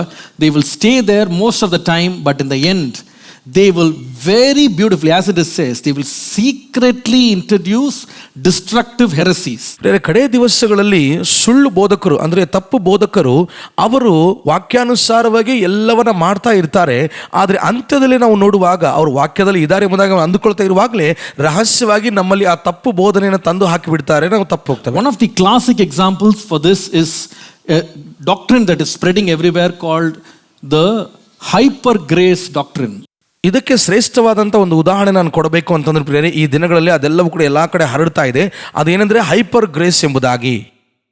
Hyper grace. Hyper grace. Now this was brought to light and made very popular by a Singaporean pastor by the name of Joseph Prince. Joseph Prince ಎಂಬುದಾಗಿರುವಂತಹ Singapore ಪ್ರಾಂತದಲ್ಲಿರುವಂತಹ ಹೆಸರುವಾಸಿ ಆಗಿರುವ ಒಬ್ಬ ಸೇವಕನ ಮೂಲಕ ಈ ಒಂದು ಸಿದ್ಧಾಂತವು ಹೊರಗಡೆ ಬಂದಿತು. Now he has a church of more than 30,000 believers in Singapore. ಸಿಂಗಾಪುರಲ್ಲಿ 30,000 ಮೇಲ್ಪಟ್ಟು ವಿಶ್ವಾಸಿಗಳಿದ್ದಾರೆ. He is one of the most popular preachers overseas. ಆತನು ಪ್ರಪಂಚದಾದ್ಯಂತಹ ಪ್ರಖ್ಯಾತಿ ಹೊಂದಿರುವಂತಹ ಒಬ್ಬ ಬೋಧಕನಾಗಿದ್ದಾನೆ, ಸಭಾಪಾಲಕನು. Now he brought in the doctrine of grace. ಆತನು ಈ ಒಂದು ಕೃಪೆಯ ಸಿದ್ಧಾಂತವನ್ನ ಆತನು ಹೊರಗೆ ತಂದ. Now to bring it out, he used a book by the name of Destined to Reign. Destined to Reign ಎಂಬುದಾಗಿರುವಂತಹ ಒಂದು ಪುಸ್ತಕವನ್ನು ಆತನು ಓದಲು ಆರಂಭಿಸಿ ಅದರ ಮೂಲಕ ಈ ಕೃಪೆಯ ಸಿದ್ಧಾಂತ ಹೊರಗಡೆ ತಂದ. Now I got a copy of this book. Somebody gave it to me. ಯಾರೋ ನನಗೆ ಆ ಒಂದು ಪುಸ್ತಕದ ಕಾಪಿಯನ್ನು ಕೊಟ್ಟರು ನನಗೆ. And I began to read that book. ನಾನು ಆ ಬುಕ್ ಅನ್ನು ಓದಲು ಆರಂಭಿಸಿದೆ. And this is what I found. I'll give you a few sentences what are written in that book. ಕೆಲವು ವಚನಗಳು ಅದರಲ್ಲಿರುವಂತದ್ದನ್ನ ನಾನು ನಿಮಗೆ ಹೇಳ್ತೇನೆ, ಅದರಲ್ಲಿ ಏನು ಬರೆದಿದೆ ಅದನ್ನ. In page 49, 49ನೇ ಪುಟದಲ್ಲಿ, ಆ ಪುಸ್ತಕದ ಪುಟದಲ್ಲಿ he has written, ಅವನು ಬರೆದಿದ್ದಾನೆ, God will never judge America for her sin. ದೇವರು ಅಮೆರಿಕ ದೇಶವನ್ನ ಆ ದೇಶ ಮಾಡಿದಂತ ಪಾಪದ ನಿಮಿತ್ತವಾಗಿ ಅದನ್ನ ನ್ಯಾಯ ತೀರ್ಪು ಮಾಡಲ್ಲ. God will not judge that nation. ದೇವರ ದೇಶವನ್ನ ತೀರ್ಪು ಮಾಡಲ್ಲಂತೆ. Why? ಯಾಕೆ? All the judgment Jesus carried. ಯಾಕಂದ್ರೆ ಎಲ್ಲಾ ಒಂದು ತೀರ್ಪನ್ನ ಯೇಸು ಸ್ವಾಮಿ ಹೊತ್ತುಕೊಂಡು ತೀರಿಸಿದಾನಂತೆ. So whatever sin America will commit, God will not judge. ಹಾಗಾಗಿ ಅಮೆರಿಕ ದೇಶ ಏನೇ ಪಾಪ ಮಾಡಿದಾಗ್ಯೂ ಸಹ ಅಮೆರಿಕ ದೇಶವನ್ನ ದೇವರು ನ್ಯಾಯ ತೀರ್ಪು ತೀರಿಸೋದಿಲ್ಲ. Now one more sentence. ಇನ್ನೊಂದು ವಚನ ಹೀಗಿದೆ. Page 53 of that book. 53ನೇ ಪುಟ, ಆ ಪುಸ್ತಕದ 53ನೇ ಪುಟ. There are nothing but blessings for believers. ವಿಶ್ವಾಸಿಗಳಿಗೆ ಆಶೀರ್ವಾದಗಳು ಬಿಟ್ಟರೆ ಬೇರೆ ಏನೂ ಇಲ್ಲ.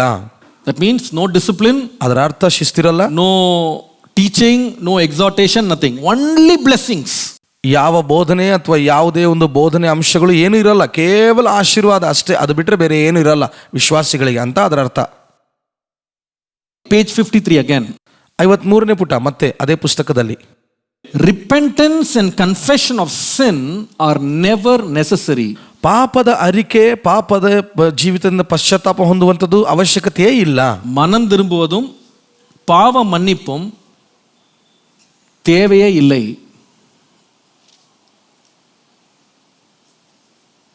And in pages 275 to 276, 275ರಿಂದ 276ನೇ ಪುಟದವರೆಗೂ he strictly denounces the New Testament doctrine of fasting.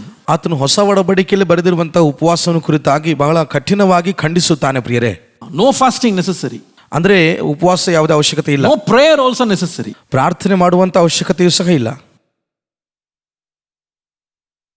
If you hear his messages, ನೀವು ಆತನ ಸಂದೇಶವನ್ನು ಕೇಳಿಸಿಕೊಳ್ಳುವುದಾದ್ರೆ, I can vouch for it, 95% he is an amazing preacher. 95% ಆತನು ಅಮೋಘವಾಗಿ ಪ್ರಸಂಗ ಮಾಡುವಂತಹ ಪ್ರಸಂಗಿಕನು. 5% filled with poison. 5% ಆತನು ವಿಷಪೂರಿತವಾದಂತಹ ಸಿದ್ಧಾಂತದಿಂದ ತುಂಬಲ್ಪಟ್ಟವನು. In a great church in America, he preached and opened the sermon like this. America ದೇಶದಲ್ಲಿ ದೊಡ್ಡ ಸಭೆಯಾಗಿರುವಂತಹ ಒಂದು ಸಭೆಯಲ್ಲಿ ಈ ರೀತಿಯಾದ ಸಂದೇಶವನ್ನು ಕೊಟ್ಟ. Father God and Mother Grace. ತಂದೆ ದೇವರು ಹಾಗೆ ಕೃಪೆಯು ತಾಯಿ. Where is it in the Bible? ಬೈಬಲಲ್ಲಿ ಎಲ್ಲಿ ಹಾಗೆ ಬರೆಯಲ್ಪಟ್ಟಿದೆ? Father God, Mother Grace. ಆತನು ಹೇಳ್ತಾನೆ ದೇವರು ತಂದೆಯಾಗಿದ್ದಾನೆ, ಹಾಗೆ ಕೃಪೆಯು ತಾಯಿ ಆಗಿದ್ದಾಳೆಂದು. Can you see the way they play with words and in one split second they can bring in a false doctrine? ನೀವು ನೋಡ್ತಾ ಇದ್ದೀರಾ ಅವರು ಹೇಗೆ ತಪ್ಪಾದ ಸಿದ್ಧಾಂತವನ್ನು ಅವರು ಮಾತನಾಡಿ ವಾಕ್ಯದೊಂದಿಗೆ ಅವರು ಹೇಗೆ ಆಟವಾಡುತ್ತಾ ಇದ್ದಾರೆ ಎಂಬುದಾಗಿ ಅದನ್ನ ತಪ್ಪು ಸಿದ್ಧಾಂತವನ್ನು ಹೊರಗಡೆ ಹಾಕಿ ಚೆಲ್ಲುತ್ತಾರೆ. Be careful, church. ಸಭೆಯೇ ನೀವು ಹುಷಾರಾಗಿರಿ. These are the last days. ಇದು ಅಂತ್ಯ ದಿನಗಳು, ಕಡೆ ದಿವಸಗಳು. And many people will fall from the faith. ಅನೇಕ ಜನರು ನಂಬಿಕೆ ಜೀವಿತದಲ್ಲಿ ಬಿದ್ದು ಹೋಗ್ತಾರೆ. How? ಹೇಗೆ? By 3 ways. 3 ವಿಧಾನದಲ್ಲಿ Satan will bring false people. ಸೈತಾನನು ತಪ್ಪಾದ ಜನರನ್ನ, ಸುಳ್ಳು ಜನರನ್ನ ತಂದು ಹಾಕ್ತಾನೆ. Number 2, by false performances. ಎರಡನೇದು ಸುಳ್ಳಾದ ಪ್ರದರ್ಶನಗಳಿಂದ, ತಪ್ಪು ಪ್ರದರ್ಶನಗಳಿಂದ. Number 3, by false preaching. ಮೂರನೇದು ಸುಳ್ಳು ಬೋಧನೆಯಿಂದ. Now how to withstand this? ಹಾಗಾದ್ರೆ ಇದಕ್ಕೆ ನಾವು ಹೇಗೆ ನಿಂತುಕೊಳ್ಳಬೇಕು? How to escape from the danger of apostasy? ಈ ಒಂದು ಧರ್ಮ ಭ್ರಷ್ಟತೆಯ ಅಪಾಯಕರವಾದಂತಹ ವಿಷಯದಿಂದ ಹೇಗೆ I tell ತಪ್ಪಿಸಿಕೊಳ್ಳಬೇಕು? you, this is not a small matter because this has already happened before. ಇದು ಚಿಕ್ಕ ವಿಷಯ ಅಲ್ಲ ಪ್ರಿಯರೇ, ಈಗಾಗಲೇ ನಡೆದಿರುವಂತಹ ಸಂಗತಿ If ಇದು. you read the Bible, you will know that even people before us have actually become apostates. They fell off from the faith. ಪ್ರಿಯರೇ, ಬೈಬಲ್ ಸ್ಪಷ್ಟವಾಗಿ ಓದುವುದಾದ್ರೆ ನಮಗಿಂತ ಮುಂಚಿತವಾಗಿದ್ದಂಥ ಜನರು ಸಹ ಧರ್ಮ ಭ್ರಷ್ಟತೆಯಿಂದ ಬಿದ್ದು ಹೋದ್ರು. If you come to John chapter 6 verse 66 to 67, ನೀವು ಯೋಹಾನ ಬರೆದ ಸುವಾರ್ತೆ 6ನೇ ಅಧ್ಯಾಯ 66, 67ನೇ ವಚನಕ್ಕೆ ಬರುವುದಾದ್ರೆ, when Jesus began to teach about his death, ಯೇಸು ಸ್ವಾಮಿ ತನ್ನ ಮರಣವನ್ನು ಕುರಿತಾಗಿ ಆತನು ಬೋಧಿಸಲು ಆರಂಭಿಸಿದಾಗ the Bible says, ಬೈಬಲ್ ಹೇಳ್ತದೆ, many of his disciples withdrew from Jesus. ಯೇಸು ಸ್ವಾಮಿ ಹತ್ತ ಇದ್ದಂತಹ ಅನೇಕ ಶಿಷ್ಯರು ಆತನನ್ನು ಬಿಟ್ಟು ದೂರ ಸರಿದರು, ಬಿಟ್ಟು ಹೋದರೆಂದು. If you come to Matthew chapter 19 verse 22, ನೀವು ಮತ್ತಾಯನ ಬರೆದ ಸುವಾರ್ತೆ 19ನೇ ಅಧ್ಯಾಯ 22ಕ್ಕೆ ಬರುವುದಾದ್ರೆ, a rich young man came to Jesus asking him, how can I inherit eternal life? ಒಬ್ಬ ಶ್ರೀಮಂತನಾದ ಯವನಸ್ಥರು ಬಂದು ಕೇಳ್ತಾನೆ, ನಾನು ಪರಲೋಕವನ್ನು ಹೇಗೆ ಸ್ವಾಧೀನ ಮಾಡಿಕೊಳ್ಳಬೇಕು? Jesus said, fulfill all the commandments. ಯೇಸು ಹೇಳ್ತಾರೆ, ಎಲ್ಲಾ ಆಜ್ಞೆಗಳನ್ನು ಕೈಕೊಂಡು ನಡೆ. He says, I have been following that right from my childhood. ಅವನು ಹೇಳ್ತಾನೆ, ನನ್ನ ಚಿಕ್ಕ ವಯಸ್ಸಿನಿಂದ ಅವೆಲ್ಲವನ್ನು ಮಾಡ್ತಿದ್ದೇನೆ. Okay, then sell all your possessions and give it to the poor and follow me. ಹಾಗಾದ್ರೆ ನನ್ನ ಆಸ್ತಿ ಎಲ್ಲವನ್ನ ಮಾರಿ ಬಡವರಿಗೆ ಕೊಟ್ಟು ನಾನು ಹಿಂಬಾಲಿಸು ಅಂತ ಹೇಳ್ತಾನೆ. The Bible says, when he heard that, he left Jesus sorrowful. Bible ಹೇಳ್ತದೆ, ಅದನ್ನು ಅವನು ಕೇಳಿದಾಗ ದುಃಖದಿಂದ ಯೇಸುವನ್ನು ಬಿಟ್ಟು ದೂರ ಹೋದನು. When Paul writes about this ಪೌಲನು ಇದನ್ನು ಕುರಿತಾಗಿ ಬರೆಯುವಾಗ in 2 Timothy chapter 4 and verse 10, 2 Timothy 4:10 ವಚನದಲ್ಲಿ he says, Demas has forsaken me, having loved this present world. ಆತನು ಹೇಳ್ತಾನೆ, ಪ್ರಿಯರೇ, ಯಾಕಂದ್ರೆ ದೇವನು ಇಹಲೋಕವನ್ನು ಪ್ರೀತಿಸಿ ನನ್ನನ್ನು ಬಿಟ್ಟು ಥೆಸಲೋನಿಕಕ್ಕೆ ಹೋದನು ಎಂದು ಬರೀತಾನೆ. So people will fall from the faith. ಹಾಗಾಗಿ ಪ್ರಿಯರೇ, ಜನರು ನಂಬಿಕೆಯಿಂದ ಬಿದ್ದು ಹೋಗುತ್ತಾರೆ. And in order for us to escape that trouble, ಹಾಗಾದ್ರೆ ನಾವು ಆ ಸಮಸ್ಯೆಯಿಂದ ತಪ್ಪಿಸಿಕೊಳ್ಳಬೇಕು ಅಂತ ನಾವು ಅನಿಸೋದಾದ್ರೆ what should we do? ನಾವೇನು ಮಾಡಬೇಕು? 3 thoughts. 3 ಆಲೋಚನೆ. Write it down. ಬರ್ಕೊಳ್ಳಿ. Number 1, ಮೊದಲನೇದು, be trained in the word of God. ದೇವರ ವಾಕ್ಯದಲ್ಲಿ ತರಬೇತಿ ಹೊಂದಿದವರಾಗಿರ್ರಿ. Be trained in the word of God. ದೇವರ ವಾಕ್ಯದಲ್ಲಿ ತರಬೇತಿ ಹೊಂದಿದವರಾಗಿರ್ರಿ. In Acts 17:11, ಅಪೊಸ್ತಲ ಕೃತ್ಯ 17:11 ವಚನದಲ್ಲಿ the Bible says the Bereans were of more noble character than the Thessalonians, for they received the message with great eagerness and examined the scriptures every day to see if what Paul said was true. ಬೆರೆಯ ಸಭೆಯವರು ಥೆಸಲೋನಿಕದವರಿಗಿಂತ ಸದ್ಗುಣವುಳ್ಳವರಾಗಿದ್ದು ದೇವರ ವಾಕ್ಯವನ್ನು ಶುದ್ಧ ಮನಸ್ಸಿನಿಂದ ಅಂಗೀಕರಿಸಿ ಇವರು ಹೇಳುವ ಮಾತು ಹೌದೋ ಏನೋ ಎಂಬ ವಿಷಯದಲ್ಲಿ ಪ್ರತಿದಿನವೂ ಶಾಸ್ತ್ರ ಗ್ರಂಥಗಳನ್ನು ಶೋಧಿಸುತ್ತಿದ್ದರು. Dear church, Priya ಸಭೆಯೇ, spend time with God's word. ದೇವರ ವಾಕ್ಯದೊಂದಿಗೆ ಸಮಯವನ್ನು ಕಳೆಯಿರಿ. It is good that you come and listen to messages that we prepare with a lot of effort. ನಾವು ಬಹಳಷ್ಟು ಪ್ರಯಾಸಪಟ್ಟು ಸಿದ್ಧತೆ ಮಾಡುತ್ತಿರುವಂತಹ ಸಂದೇಶವನ್ನು ಕೇಳೋದಕ್ಕೆ ಬರ್ತಾ ಇದ್ರೆ ಅದು ಒಳ್ಳೆಯದು. It is good that you are taking notes. ನೀವು ನೋಟ್ಸ್ ತೆಗೆದುಕೊಳ್ತಾ ಇದ್ರೆ ಒಳ್ಳೆಯದು. It is good that you are listening it to again on YouTube. ನೀವು ಮತ್ತೆ ಯೂಟ್ಯೂಬ್ ಅಲ್ಲಿ ಕೇಳಿಸ್ಕೊಳ್ತಾ ಇದ್ರೆ ಅದಕ್ಕಾಗಿ ಒಳ್ಳೆಯದು. But if you don't have a practice of personal Bible reading and study, you will not be able to withstand. ಆದರೆ ವೈಯಕ್ತಿಕವಾಗಿ ನೀವು Bible ಅನ್ನು ಓದಿ ಧ್ಯಾನ ಮಾಡದೇ ಇರುವಂತ ಅಭ್ಯಾಸ ಇಲ್ಲದೇ ಇದ್ರೆ ನೀವು ನಿಜವಾಗ್ಲೂ ನಿಂತುಕೊಳ್ಳಲು ಸಾಧ್ಯವಾಗೋದಿಲ್ಲ. Jesus withstood the devil only through the word of God. ಯೇಸು ಸೈತಾನನಿಗೆ ವಿರುದ್ಧವಾಗಿ ವಾಕ್ಯದಿಂದಲೇ ಆತನು ನಿಂತುಕೊಂಡನು. When he brought up the temptation and said, let these stones be turned into bread. ಅವನು ಯೇಸುವನ್ನ ಶೋಧನೆಗೆ ಒಳಪಡಿಸಬೇಕೆಂದು ಹೇಳುತ್ತಾ ಈ ಕಲ್ಲನ್ನು ರೊಟ್ಟಿಯಾಗಿ ಮಾರ್ಪಡಿಸುವಂತ ಹೇಳುವಾಗ, ಪ್ರಿಯರೇ, Jesus said, man shall not live by bread alone. ಯೇಸು ಹೇಳುತ್ತಾನೆ, ಪ್ರಿಯರೇ, ಮನುಷ್ಯನು ರೊಟ್ಟಿ ತಿನ್ನುವುದರಿಂದ ಮಾತ್ರ ಬದುಕುವುದಿಲ್ಲವೆಂದು. When he said that answer, immediately he said, he took him to a high place and asked him to jump, because the angels will bear you up in their arms lest your foot dash against a stone. ಆ ಉತ್ತರ ಕೊಟ್ಟ ತಕ್ಷಣವೇ ಅವನು ಎತ್ತರವಾದ ಒಂದು ಶಿಖರದ ಮೇಲೆ ತೆಗೆದುಕೊಂಡು ಹೋಗಿ, ನೀನು ನಿಜವಾಗ್ಲೂ ದೇವರ ಮಗನಾಗಿರೋದಾದ್ರೆ ಮೇಲಿಂದ ನೀನು ಧುಮುಕು, ದೇವದೂತರು ಬಂದು ತಮ್ಮ ಸ್ವಂತ ಕೈಗಳಲ್ಲಿ ನಿನ್ನ ಹೊತ್ತುಕೊಳ್ಳುತ್ತಾರೆ ಎಂಬುದಾಗಿ ಆತನು ಹೇಳ್ತಾನೆ ಸೈತಾನನು. What did Jesus say? ಯೇಸು ಏನು ಹೇಳ್ತಾನೆ ಆ ಮಾತಿಗೆ? It is also written, do not tempt the Lord your God. ನಿನ್ನ ಕರ್ತನಾದ ದೇವರನ್ನ ನೀನು ಶೋಧಿಸಬಾರದೆಂದು ಸಹ ಬರೆಯಲ್ಪಟ್ಟಿದೆ ಅಂತ ಹೇಳ್ತಾನೆ. அதுல முக்கியமான வார்த்தை என்னன்னா, உன் தேவனாகிய கர்த்தரை பரீட்சை பாராதிருப்பாயாக என்றும் எழுதி இருக்கிறது. So many times we know what is written, we don't know what is also written. ಪ್ರಿಯರೇ, ಅನೇಕ ಸಾರಿ ನಮಗೆ ಏನು ಬರೆಯಲ್ಪಟ್ಟಿದೆಯೋ ಅದು ಮಾತ್ರ ಗೊತ್ತಿರ್ತದೆ, ಏನು ಹೇಳಲ್ಪಟ್ಟಿದೆಯೋ ಅದು ನಮಗೆ ಗೊತ್ತಿರಲಿಕ್ಕಿಲ್ಲ. ಪ್ರಿಯರೇ, ಅದು ಕೂಡ ಗೊತ್ತಾಗಬೇಕು. என்றும் எழுதி இருக்கிறது தெரியல பாருங்க நம்மளுக்கு. In order to know that, you have to study the word of God personally. ಪ್ರಿಯರೇ, ಅದೆಲ್ಲ ನೀವು ತಿಳ್ಕೋಬೇಕಾದ್ರೆ ವೈಯಕ್ತಿಕವಾಗಿ ನೀವು ದೇವರ ವಾಕ್ಯವನ್ನು ಓದಬೇಕು, ಧ್ಯಾನಿಸಬೇಕು. That's why the psalmist said, I have hid your word in my heart that I may not sin against you. ಅದಕ್ಕಾಗಿ ಕೀರ್ತನೆಗಾರನು ಹೇಳ್ತಾನೆ, ಪ್ರಿಯರೇ, ನಾನು ಪಾಪ ಮಾಡದಂತೆ ನಿನ್ನ ಮುಂದೆ ನನ್ನ ಹೃದಯದಲ್ಲಿ ನಿನ್ನ ವಾಕ್ಯವನ್ನು ಇಟ್ಟುಕೊಂಡಿದ್ದೇನಂತ. Training yourself in the word of God is important. ನಿನ್ನನ್ನು ನೀನು ವಾಕ್ಯದಲ್ಲಿ ತರಬೇತಿಗೊಳಿಸಿಕೊಳ್ಳೋದು ಬಹಳ ಪ್ರಾಮುಖ್ಯ. That is the sword of the spirit. ಅದು ದೇವರ ಆತ್ಮನ ಒಂದು ಖಡ್ಗ. By that you can quench the wiles of the devil. ಅದರ ಮೂಲಕ ಸೈತಾನನ ಎಲ್ಲ ಒಂದು ತಂತ್ರಗಳನ್ನು ನೀನು ಮುರಿಯಬಹುದು. Many people don't have the habit of reading the Bible at all. ಅನೇಕ ಜನರಿಗೆ ಬೈಬಲ್ ಓದುವಂತ ಅಭ್ಯಾಸನೇ ಇಲ್ಲ. ಪ್ರಿಯರೇ, It is very evident for some of you when I see you. ನಾನು ನಿಮ್ಮನ್ನು ನೋಡುವಾಗ ಅದು ಬಹಳ ಪ್ರತ್ಯಕ್ಷವಾಗಿ ಕಾಣಿಸ್ತಾ ಇರ್ತದೆ. When I say the book of Esther, you are searching near Mark and Luke. ನಾನು ಎಸ್ತೇರ್ ಪುಸ್ತಕ ಅಂತ ನಿಮಗೆ ಹೇಳುವಾಗ ನೀವು ಮಾರ್ಕನ ಪುಸ್ತಕದಲ್ಲಿ ಹುಡುಕ್ತಾ ಇರ್ತೀರಾ.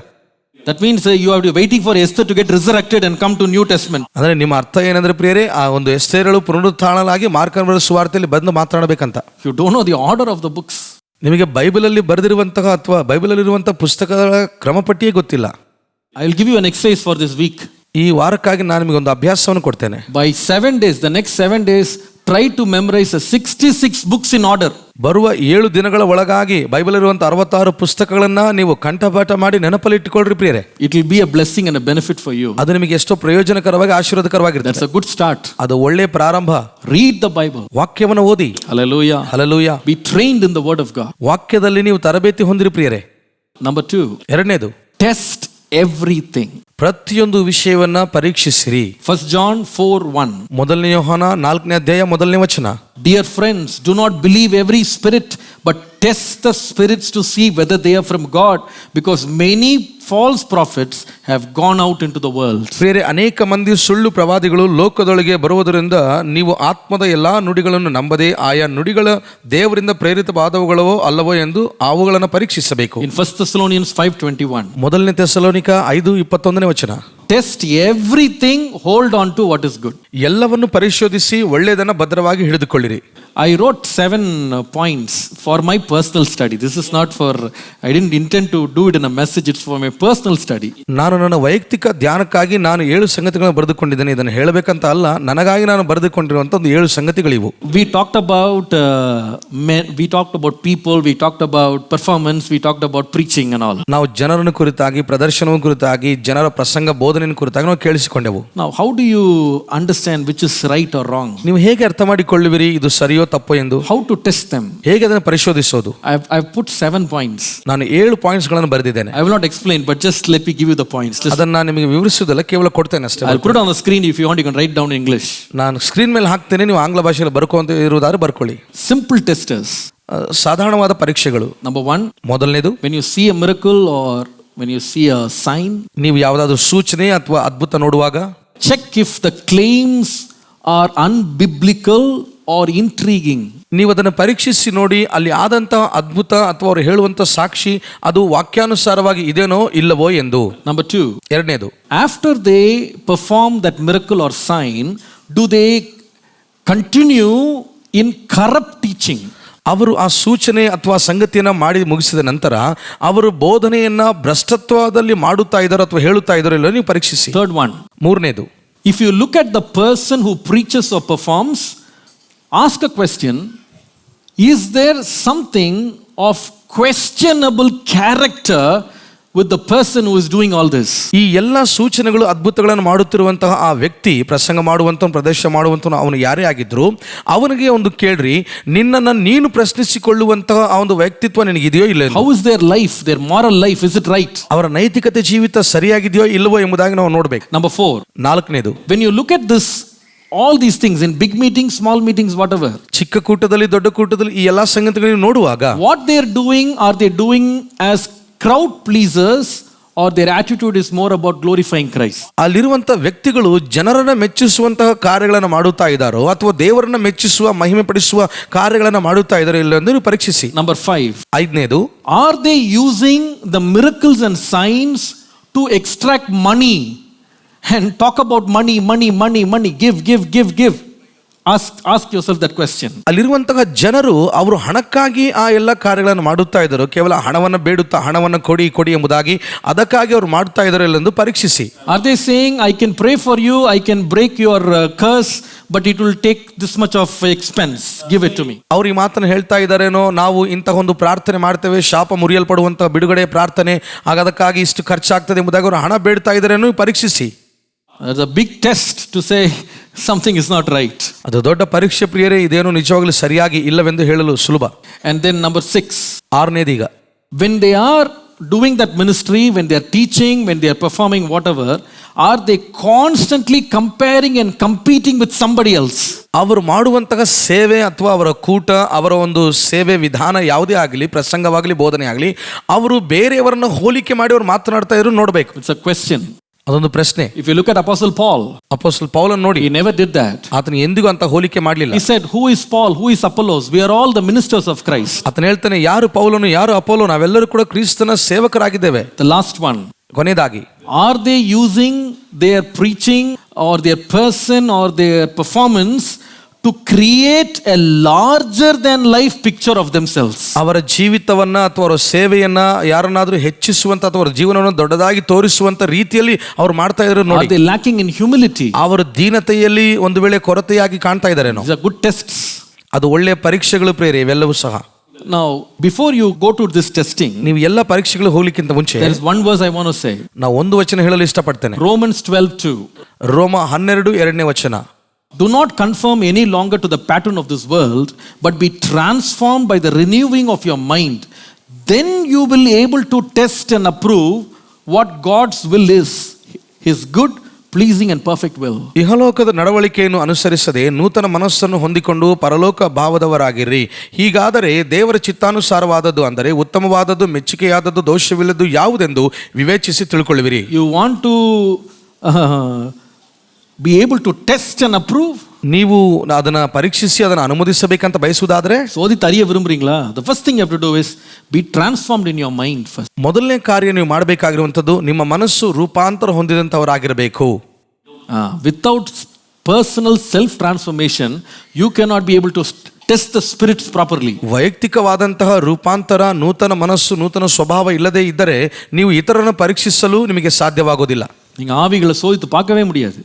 It is like this: before your blood is tested, they collect it in a beaker, and before they put that blood in a beaker for testing, they first clean the beaker. ಅದು ಹೇಗಿರ್ತದೆ ಅಂದ್ರೆ ಪ್ರಿಯರೇ, ನಿಮ್ಮ ರಕ್ತವನ್ನು ಪರೀಕ್ಷಿಸಲಿಕ್ಕಿಂತ ಮುಂಚಿತವಾಗಿ ಮೊದಲನೇದಾಗಿ ನಿಮ್ಮ ರಕ್ತವನ್ನು ಯಾವ ಪಾತ್ರೆಯಲ್ಲಿ ಹಾಕುತ್ತಾರೋ ಆ ಪಾತ್ರೆ ಮೊದಲನೇದಾಗಿ ಶುದ್ಧೀಕರಿಸಲ್ಪಡಬೇಕು. ಅದಾದ್ಮೇಲೆ ಪರೀಕ್ಷೆ ಮಾಡಬೇಕು. After that only the testing will be perfect. ಆಗ ಮಾತ್ರ ನಿಮ್ಮ ಪರೀಕ್ಷೆಯು ಅದು ಸಂಪೂರ್ಣವಾಗಿರುತ್ತದೆ. Without heart transformation, you cannot test the spirits. ನಿಮ್ಮ ಹೃದಯವು ರೂಪಾಂತರ ಹೊಂದದೇ ಇದ್ರೆ ನೀವು ಆತ್ಮಗಳನ್ನು ಪರೀಕ್ಷಿಸಲು, ಪರಿಶೋಧನೆ ಮಾಡಲು ಸಾಧ್ಯವಿಲ್ಲ. Last one. ಕೊನೆಯದಾಗಿ, trust no one by words or mere appearance. ಹೊರಗಿನ ತೋರುವಿಕೆಯಿಂದ ಅಥವಾ ಹೊರಗಿನ ಮಾತುಗಳಿಂದ ಯಾರನ್ನು ಸಹ ನಂಬಬೇಡಿ. Trust no one by words or appearance. Only trust God. ಯಾರನ್ನು ಸಹ ಅವರ ಮಾತುಗಳನ್ನು ಅಥವಾ ಅವರ ಹೊರಗೆ ಕಾಣಿಸಲ್ಪಡುವಂಥ ರೀತಿಯನ್ನು ನೋಡಿ ಯಾರನ್ನು ಸಹ ನಂಬಬೇಡಿ. ದೇವರನ್ನು ಮಾತ್ರ ನಂಬಿ ಭರವಸೆ ಇಡಿ. Matthew 7:15-20. ಮತ್ತಾಯ 7ನೇ ಅಧ್ಯಾಯ 15-20 ವಚನ. Watch out for false prophets. ಸುಳ್ಳು ಪ್ರವಾದಿಗಳ ಕುರಿತಾಗಿ ನೀವು ಎಚ್ಚರ ವಹಿಸಿರಿ. They come to you in sheep's clothing, but inwardly they are ferocious wolves. ಅವರು ಕುರಿಗಳ ಒಂದು ಹೊದಿಕೆಯನ್ನು ಹೊದಿಸಿಕೊಂಡು ಬರ್ತಾರೆ, ಅದರ ಒಳಗಡೆ ಅವರು ತೋಳ ಸ್ವಭಾವವುಳ್ಳವರು. By their fruit you will recognize them. ಅವರ ಫಲಗಳಿಂದಲೇ ನೀವು ಅವರನ್ನು ಕಂಡುಕೊಳ್ಳುವಿರಿ, ತಿಳಿದುಕೊಳ್ಳುವಿರಿ. What is it? ಅದೇನು? Not by their appearance, not by their clothing, not by their voice, not by their anything, but by their fruit. ಅವರ ವಸ್ತ್ರಧಾರಣೆ, ಅವರ ಹೊರಗಿನ ತೋರುವಿಕೆಯಿಂದ ಅಥವಾ ಅವರ ಪ್ರಿಯರೇ ಮತ್ತು ಮಾತುಗಳಿಂದ ಅಲ್ಲ, ಅವರ ಫಲಗಳಿಂದಲೇ ನೀವು ತಿಳಿದುಕೊಳ್ಳುವಿರಿ, ಅವರನ್ನ ಕಂಡುಕೊಳ್ಳುವಿರಿ ಏನೆಂದು. And fruits don't happen overnight. ನೋಡ್ರಿ, ಅದು ರಾತ್ರಿಗೆ ಯಾರು ಸಹ ಹಣ್ಣುಗಳು ಕೊಡಲು ಸಾಧ್ಯವಿಲ್ಲ, ಹಣ್ಣು ಬೀರೋದಿಲ್ಲ. It takes time. ಅದಕ್ಕೆ ಸಮಯ ಬೇಕಾಗ್ತದೆ. It takes time. That is why ಅದು ಸಮಯ ತಗೊಂತದೆ. Before you trust somebody with signs and wonders and miracles, please give enough time before you associate with them. ಪ್ರೇರೆ, ನೀವು ಯಾರನ್ನಾದರೂ ನಂಬುವುದಕ್ಕಿಂತ ಮುಂಚಿತವಾಗಿ ಅವರು ಮಾಡಿದಂಥ ಅದ್ಭುತಗಳನ್ನು ಅಥವಾ ಸೂಚಕ್ರಿಯೆಗಳನ್ನು ನೀವು ನೋಡಿ ಅವರ ನಂಬುವುದಕ್ಕಿಂತ ಮುಂಚಿತವಾಗಿ ಸಮಯವನ್ನು ತೆಗೆದುಕೊಳ್ಳ್ರಿ. ಅವರ ಜೊತೆ ನೀವು ಸಹವಾಸ ಮಾಡೋದಕ್ಕೆ ಅಥವಾ ಅವರ ಜೊತೆ ನೀವು ಸೇರಿಕೊಳ್ಳೋದಕ್ಕಾಗಿ. If they don't exhibit Christ-like character, ಅವರು ಕ್ರಿಸ್ತನ ಸ್ವಭಾವವನ್ನ ನಿಮಗೆ ಹೊರ ತೋರಿಸದೆ ಹೋದರೆ, be warned. ಎಚ್ಚರವಾಗಿರಿ, Be warned. ಜಾಗ್ರತೆ. That is why the Bible says, ಅದಕ್ಕಾಗಿ ಬೈಬಲ್ ಹೇಳ್ತದೆ, you watch carefully the life of your shepherds and follow their footsteps. ನಿಮ್ಮ ಕುರುಬನ ಅವನ ಜೀವಿತವನ್ನ, ಅವನನ್ನ ನೀವು ಚೆನ್ನಾಗಿ ಗಮನಿಸಿ ನೋಡಿ, ಆತನ ಹೆಜ್ಜೆ ಜಾಡಿನಲ್ಲಿ ನಡೆಯಿರಿ. It takes time. ಅದಕ್ಕೆ ಸಮಯ ಬಹಳ ಬೇಕಾಗ್ತದೆ. It takes time. ಸಮಯ ಬೇಕಾಗ್ತದೆ. Pray that God will save us from the apostasy that is going to come in the last days. ನಾನು ಪ್ರಾರ್ಥಿಸುತ್ತೇನೆ, ಈ ಕಡೆ ದಿವಸಗಳಲ್ಲಿ ಧರ್ಮ ಭ್ರಷ್ಟತೆಯಿಂದ ದೇವರು ನಿಮ್ಮೆಲ್ಲರನ್ನು ಕಾಪಾಡಿ ಸಂರಕ್ಷಿಸಲೆಂದು. How many of you want to do that? ಎಷ್ಟು ಜನ ಅದನ್ನು ಮಾಡಲು ಬಯಸಿವ್ರಿ? Hallelujah. Hallelujah. Lord, save me from the evil of the last days. ಕರ್ತನೆ, ಕಡೆ ದಿವಸಗಳಲ್ಲಿ ಇರುವಂತಹ ಈ ಒಂದು ದುಷ್ಟತನದಿಂದ, ಕೆಟ್ಟತನದಿಂದ ನಮ್ಮನ್ನು ರಕ್ಷಿಸು. Protect me, Lord. ನಮ್ಮನ್ನು ಸಂರಕ್ಷಿಸು ಕರ್ತನೆ. Preserve me, Lord. ನಮ್ಮನ್ನು ಸಂರಕ್ಷಿಸು ಕರ್ತನೆ. And let me be found in your glory. ನಿನ್ನ ಮಹಿಮೆಯನ್ನು ಕಂಡುಕೊಳ್ಳಲು ಸಹಾಯ ಮಾಡು. When the saints go marching by, ನಮ್ಮ ಮುಂದೆ ಭಕ್ತರು ನಡೆಯುತ್ತಾ ಹೋಗುತ್ತಿರುವಾಗ I want to be among the number. ನಾನು ಕೂಡ ಅವರಲ್ಲಿ ಒಬ್ಬನಾಗಿ ಮುಂದೆ ಹೋಗಬೇಕು. ಕ್ರಿಸ್ತನಲ್ಲಿ ಪ್ರೀತಿಯುಳ್ಳ ದೇವಜನರೇ, ಈ ನೇರ ಪ್ರಸಾರದ ಮೂಲಕ ಮೂಡಿಬಂದ ಈ ದಿನದ ಆರಾಧನೆ ನಿಮಗೆ ಆಶೀರ್ವಾದವನ್ನು ಉಂಟು ಮಾಡಿದೆ ಎಂದು ನಾವು ನಂಬುತ್ತೇವೆ. ಇದೇ ರೀತಿಯಾಗಿ ಇನ್ನೂ ಹೆಚ್ಚಿನ ಆರಾಧನೆಯ ವಿಡಿಯೋಗಳನ್ನು ವೀಕ್ಷಿಸಲು ಬಯಸುವರಾದರೆ ನಮ್ಮ AC ಆವಡಿ ಎಂಬ ಯೂಟ್ಯೂಬ್ ಚಾನಲ್ ಅನ್ನು ಸಬ್ಸ್ಕ್ರೈಬ್ ಮಾಡಿಕೊಳ್ಳಬೇಕೆಂದು ವಿಜ್ಞಾಪಿಸಿಕೊಳ್ಳುತ್ತೇವೆ. ಮತ್ತು ಈ ಕಾರ್ಯಕ್ರಮದ ಮೂಲಕ ನೀವು ಹೊಂದಿಕೊಂಡ ಆಶೀರ್ವಾದಗಳನ್ನು ನಮ್ಮೊಂದಿಗೆ ಹಂಚಿಕೊಳ್ಳಲು ಬಯಸುವರಾದರೆ ನಿಮ್ಮ ಸಾಕ್ಷಿಯ ಜೊತೆಗೆ ನಿಮ್ಮ ಸ್ಪಷ್ಟವಾದ ವಿಳಾಸ ಹಾಗೂ ನಿಮ್ಮ ದೂರವಾಣಿ ಸಂಖ್ಯೆಯನ್ನು acavadi@gmail.com ಎಂಬ ಇಮೇಲ್ ವಿಳಾಸಕ್ಕೆ ಕಳುಹಿಸಿರಿ. ದೇವರು ತಾನೇ ನಿಮ್ಮನ್ನು ಆಶೀರ್ವದಿಸಲಿ.